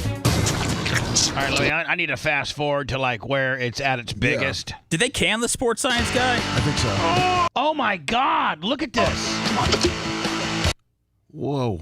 Like, I wonder if Dan. How does it not blow up? I was getting ready to sometime? say, like, Wow. if too bad Dan's not here, and be like, can you blow your stomach lining out? You got to I got be to think able that to. your stomach lining is not really No, that. look how many fat people there are. No way. Oh, you're trying to say my stomach's that big? No, I didn't say you were fat. You're husky. This is what it looks like. And I roll around like that. That's when I'm empty. People roll around. That's when I wake up and I haven't eaten for 12 hours. You don't think the average Joe coming out of Golden Corral looks like that? I don't know. I don't think so. Oh, yes. Inside the human body. 0 to 9 months pregnant in 10 minutes. Now, but see, when you see Joey and they win, they don't ever look that bloated or pregnant, do they? Now, ingesting 69 hot dogs is equivalent to consuming over 20,000 calories. Theoretically, by slowly rationing out that many calories, a person could survive for about 4 months. I mean, it wouldn't exactly be a picnic, but it's... All right, no, thank you for your nonsense. That's why they canceled the show. He did give good info, though. Seeing him jam that down the stomach really brought it home. That was a high spot. When I come back, we'll do the Reagan trailer. Okay. And now, who's the guy the star of I'm sorry. Dennis Quaid. Dennis Quaid, and he's saying that this is a bunch of bullcrap because this is really a good movie, but the liberal-leaning media is giving it bad reviews. Let's watch the trailer with an open mind and say, listen, if it sucks, it sucks. Let's take our political hats off and just judge the trailer for what it is. Okay? Let's do it. All right. If you liked that segment, then you'll definitely like the new redesigned BubbaArmyHQ.com. We'll be back to the Bubba the Love Sponge show after this.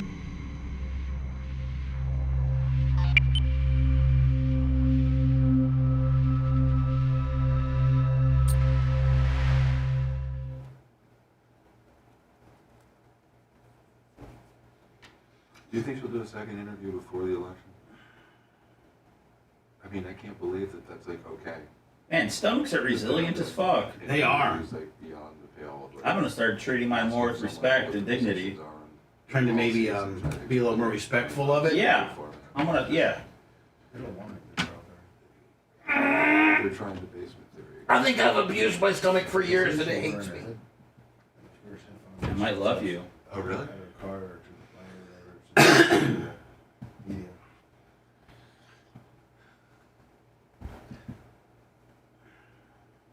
I'm gonna have the merch crick send me her lineup. Oh, okay. Break it down. Because Candle was in it too. Yes.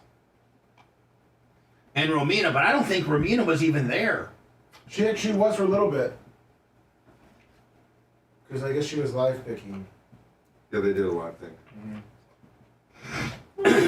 Candle ranked it afterwards, and she got a good ranking. Yeah. She did well, but I don't. I mean, they're rankings. But yeah, actually, I think she was in the top 3. As far as rankings afterwards. You can tell she never. Well, she was dead last time. Dead Yeah, last. I think she did some research. She did. Which is funny to see my wife researching football. She hates football, but now she watches on Sunday. There you go. She knows everything. Erica was super happy because she got Travis Kelce. That's all she wanted. That's it? No, Kelce? I mean she. No, that's right. No, she thought she got a score, and when she may have picked him too early. I don't know. But she got Rodgers. Candle was on the chip because I guess if you weren't there, it picked for you and it picked for somebody and gave them Mahomes. Oh yeah, the auto draft. The auto draft gave some of Mahomes. Didn't McCaffrey go first? Yeah. She was dead last, so she went first. What, Joe Tessitore, DDP from ESPN? I didn't hear it last night, but he's good. I'm getting Merch Crick's lineup. Let me. We can go through it if we think it's good or not. Okay, here we go. Kelsey Mitchell's great, man. She's got, you ready? Yes, first. You ready, Seth? Yeah. Aaron Rodgers. She's got Kay Walker III, running back from Seattle. Okay.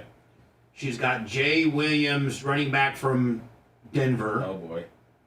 She's got A. Brown, wide receiver from Detroit. Philly. Oh, and A.J. Brown. She's got G. Wilson, wide receiver from the Jets. Okay.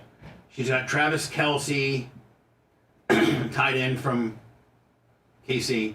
She's got Christian Watson as her flex. She's got Dallas defense and Greg Zuerlein for the kicker. And then her reserves are Deshaun Watson, the tight end from Pittsburgh, the Ravens defense, the running back from Atlanta, Algier, the wide receiver from Atlanta, D. Mooney. According to Yahoo rankings. She's got M. Wilson, wide receiver from it for Arizona, and Jay Bates, kicker for Detroit. All right, she's got to get rid of some of those receivers and pick up some running backs. It looks like the top 3 on their Yahoo was Krista, number 1, Candle, number 2, and then Ashley, number 3. So Tudiako's got the top 2. How the fuck does that happen? It's a great question. Blind ass luck. Blind ass luck. Where did Merch Crick read? I'll find out. He knows. He just doesn't want to say. Oh, here I got it. Merch Kirk. What was her name?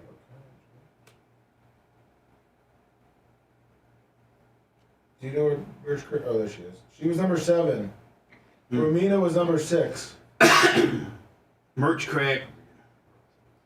Her 119.5 is her projected score. 120 wins you most games, doesn't it? Yeah, about that. Yeah, so she's 7th.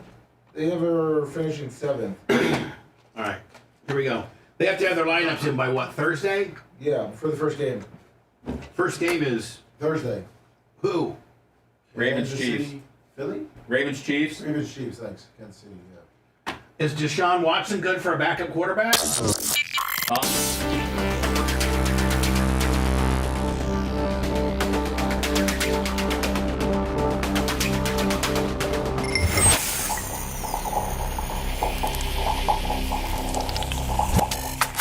The Bubba the Love Sponge Show, listener supported via PayPal, Venmo, and Cash App, all at the Bubba Army. Now returns. Let me the ladies of the BRN, Ramina, Candle, Crystal, Kristen,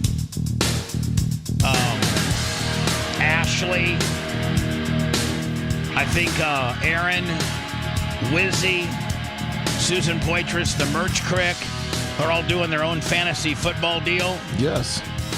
Merch Crick picked Aaron Rodgers as his core quarterback. I went through her lineup. You guys all cringed and seemed like it sucked.